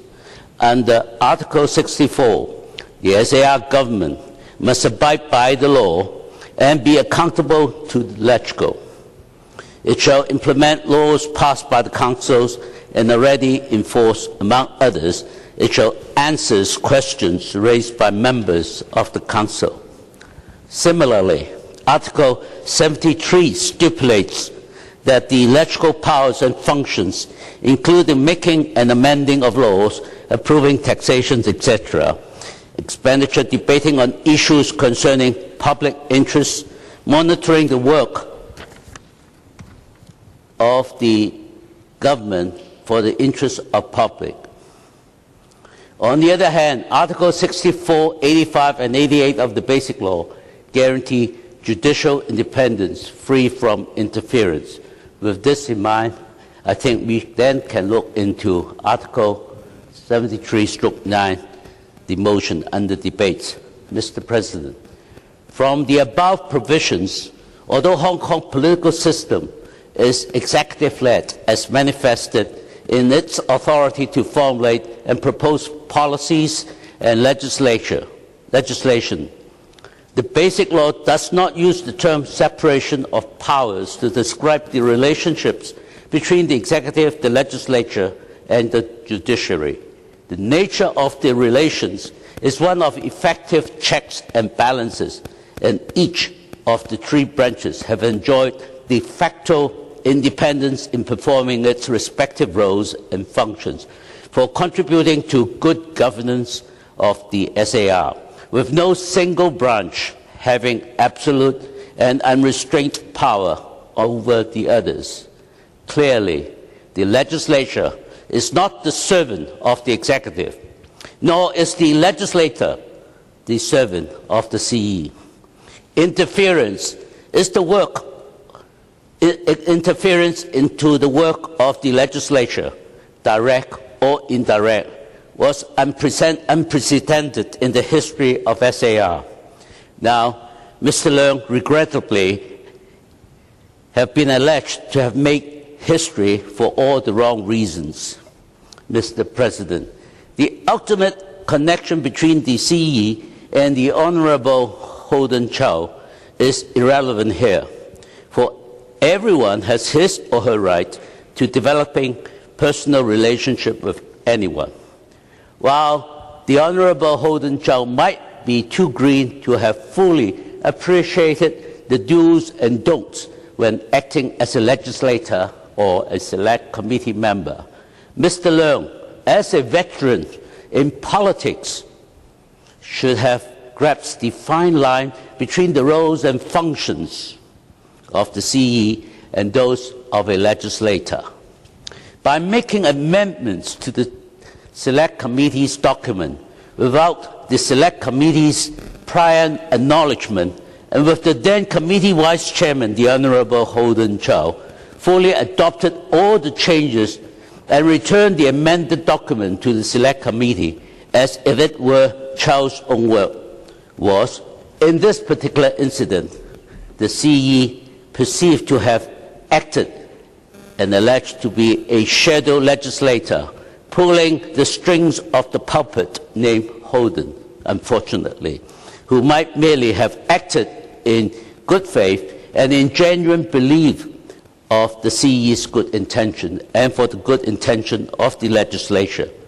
On prima facie evidence, it is no more than a mere perception only, as I've just described. And it's subject to everyone who chooses what he or she wants to believe. However, in politics, perception is everything. And the public eye, the unfolded picture of this incident was awfully appalling.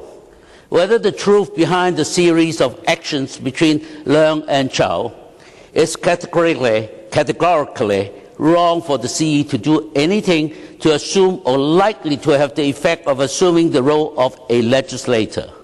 Should the CE have qualms about the impartiality of the Select Committee, there are other formal and transparent alternatives he can pursue, as indicated earlier by the Honourable Starry Lee.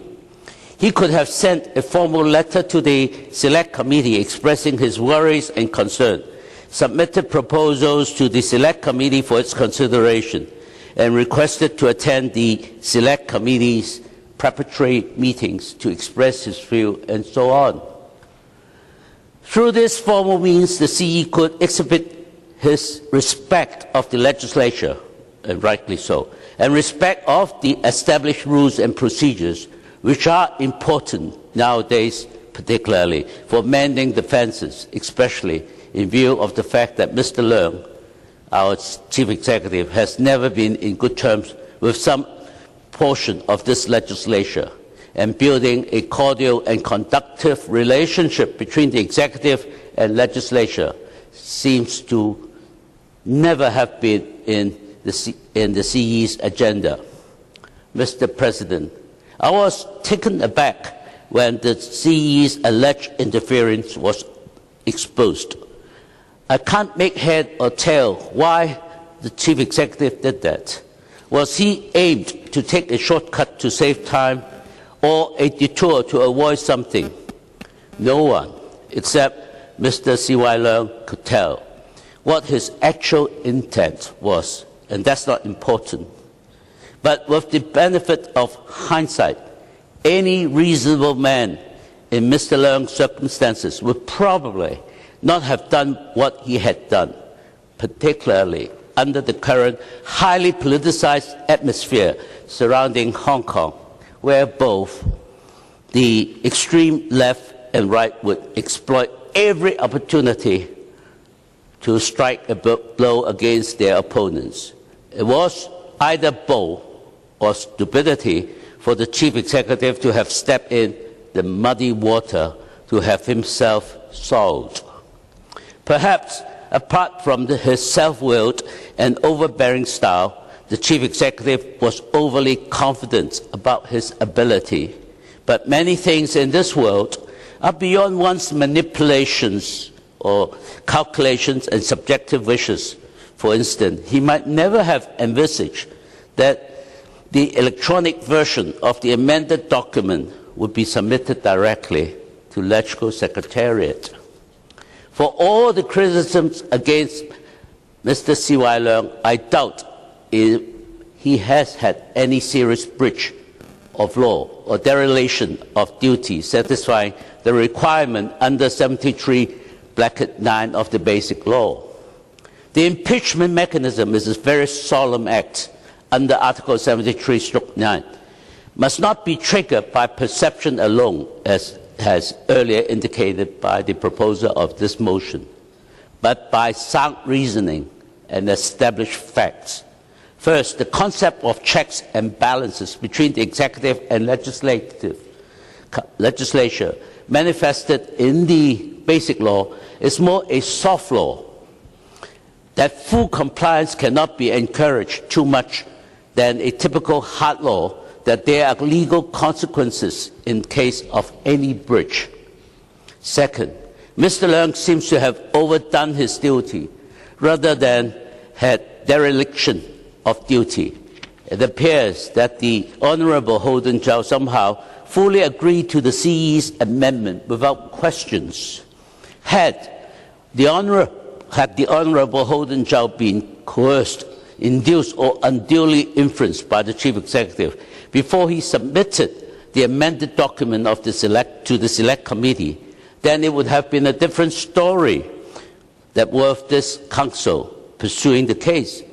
On the facts, I believe Mr. Chow had not. Third, Mr. Leung had not benefited materially from this alleged interference.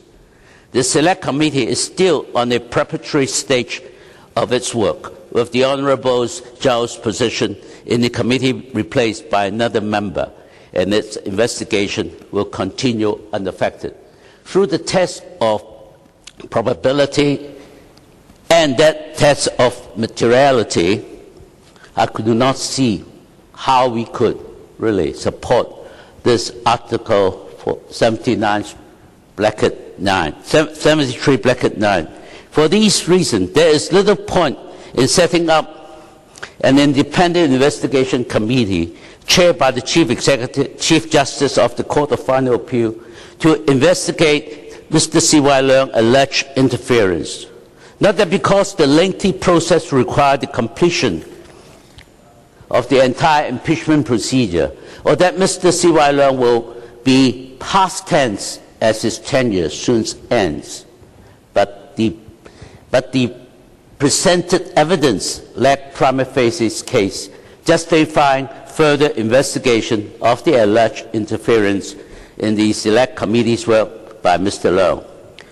If it can be foreseen that the investigation committee will unlikely to adduce sufficient evidence to substantiate the CE's serious breach of law or dereliction of duty concerning his alleged interference, except for venting of the anger of those who bear a grudge against Mr. Chi-wai, no one will be benefited from a separate investigation. In contrast, 73(9) could reasonably be resorted to if the Select Committee would subsequently find out that Mr. Leung was legally wrong for his receipt of the £4 million from UGL.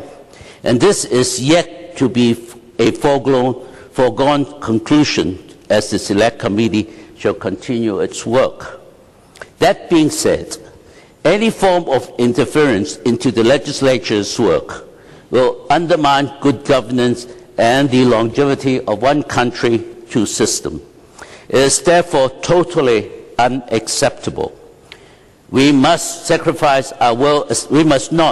sacrifice our well-established rules and procedures implied by the Basic Law for the effective checks and balances between the three branches of government.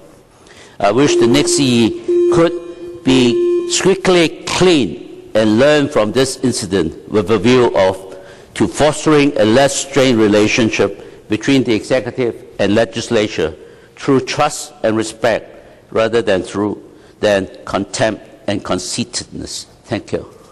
許智峰議員。多謝梁議員。我發言。Mr. Tet-hui. Thank you, Councillor Leung.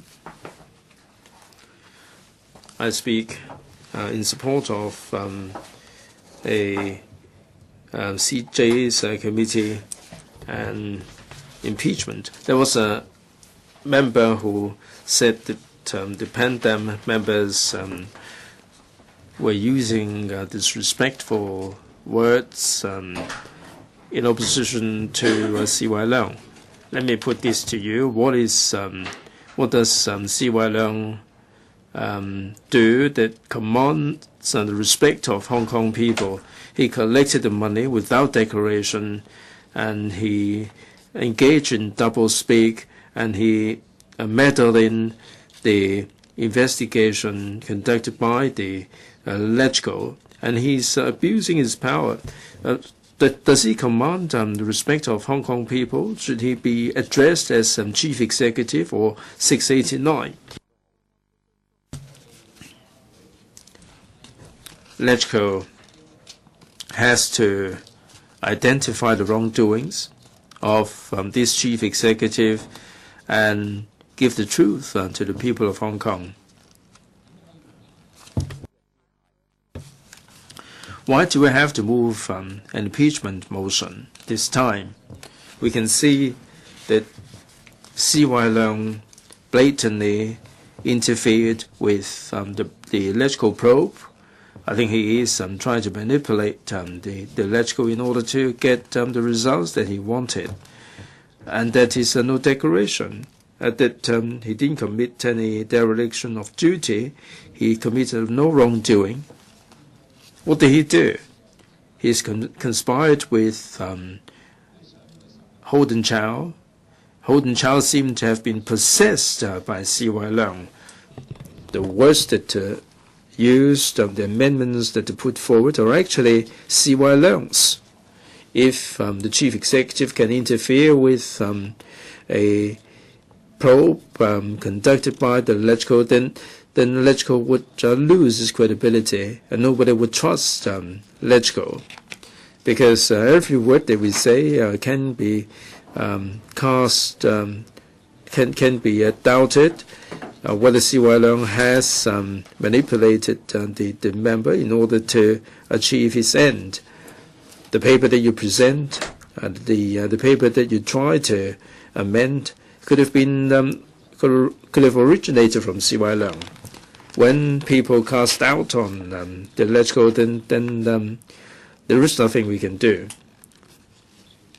So CY Leung and Holden Chow have undermined the well-established procedures and the fine tradition of LEGCO, and all these are down the drains. And this is a clear dereliction of duty. CY Leung is anxious to be interfering with LEGCO. I think the best way to do so is for him to run for a LEGCO seat. On the UGL incident, there are so many issues. The legal scholars, tax experts, and the media commentators have raised so many doubts that are still outstanding, like the colossal sum that he collected from UGL. Was this approved by the DTZ board?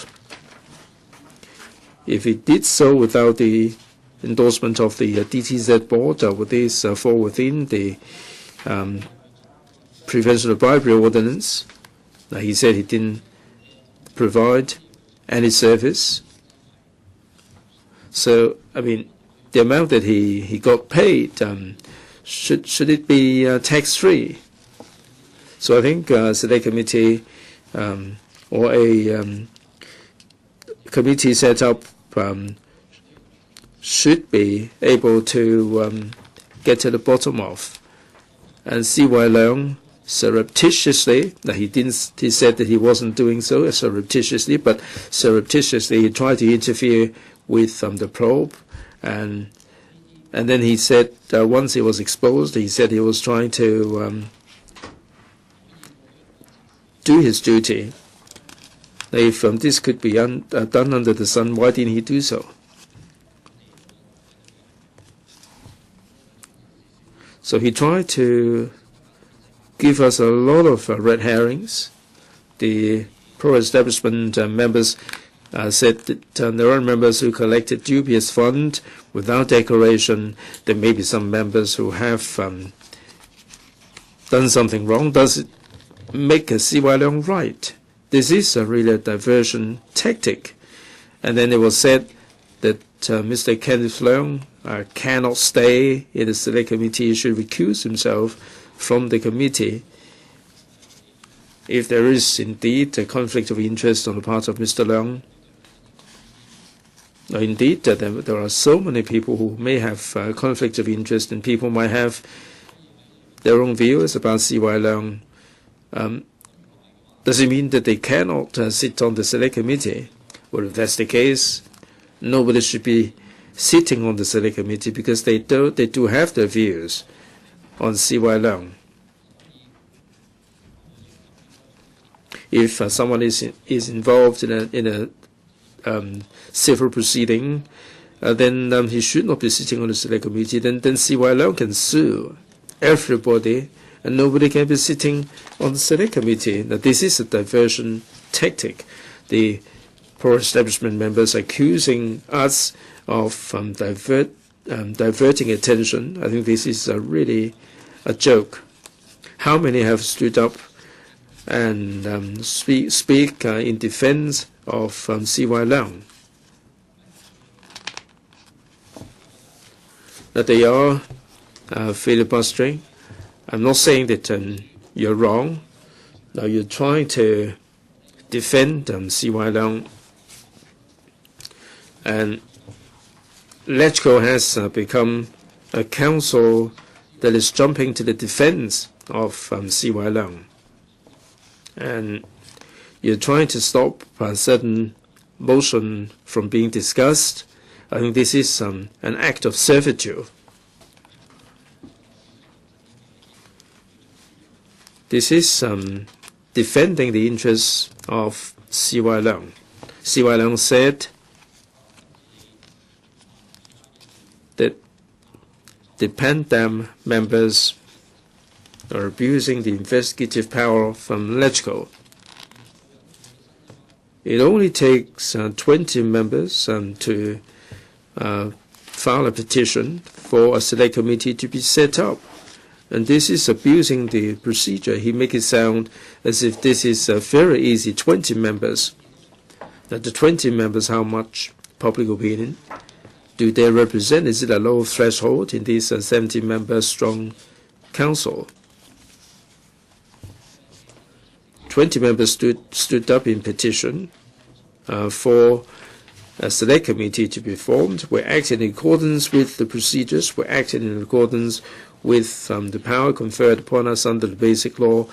The LEUNG has the constitutional duty to keep the government on its toes. It's only because we do enjoy this power that we can monitor the government to make sure that there is no dereliction of duty, to make sure that there is no maladministration. If this is interpreted as an abuse of power, then will C.Y. Leung or will the pro-establishment members tell me whether we need this kind of power? Anybody who is trying to probe the chief executive or the government officials would be abusing their powers. Now, Dr. Chung-tai is being investigated, and they're urging for investigation. Is this an abuse of power? So in this impeachment motion, or for the select committee to be formed, some said that it would be beyond July 1st, and C.Y. Leung would be no longer in office. Now we're trying to tell the people of Hong Kong that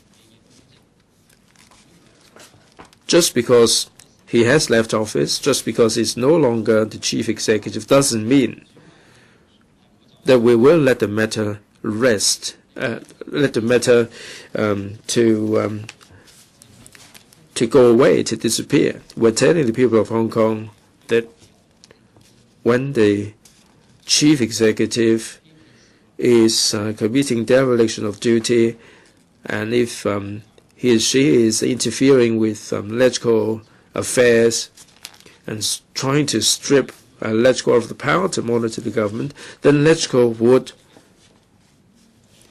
fulfill our constitutional role to get to the bottom of the matter.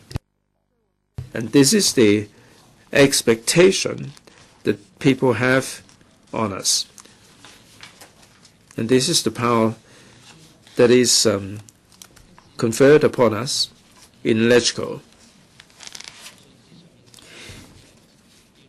Even CY Leung has stepped down in a hazard.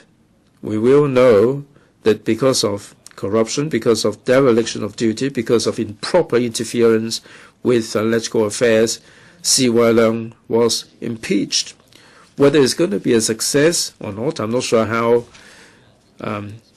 much you try to defend CY Leung, but history will show that there is a bulge in his copybook, and Hong Kong people will not let the matter rest. We have to uphold our core values: integrity, procedural justice. We have to get to the bottom of the matter. So I speak, Mr. Leung. We adjourn. The council will resume at 9 tomorrow morning.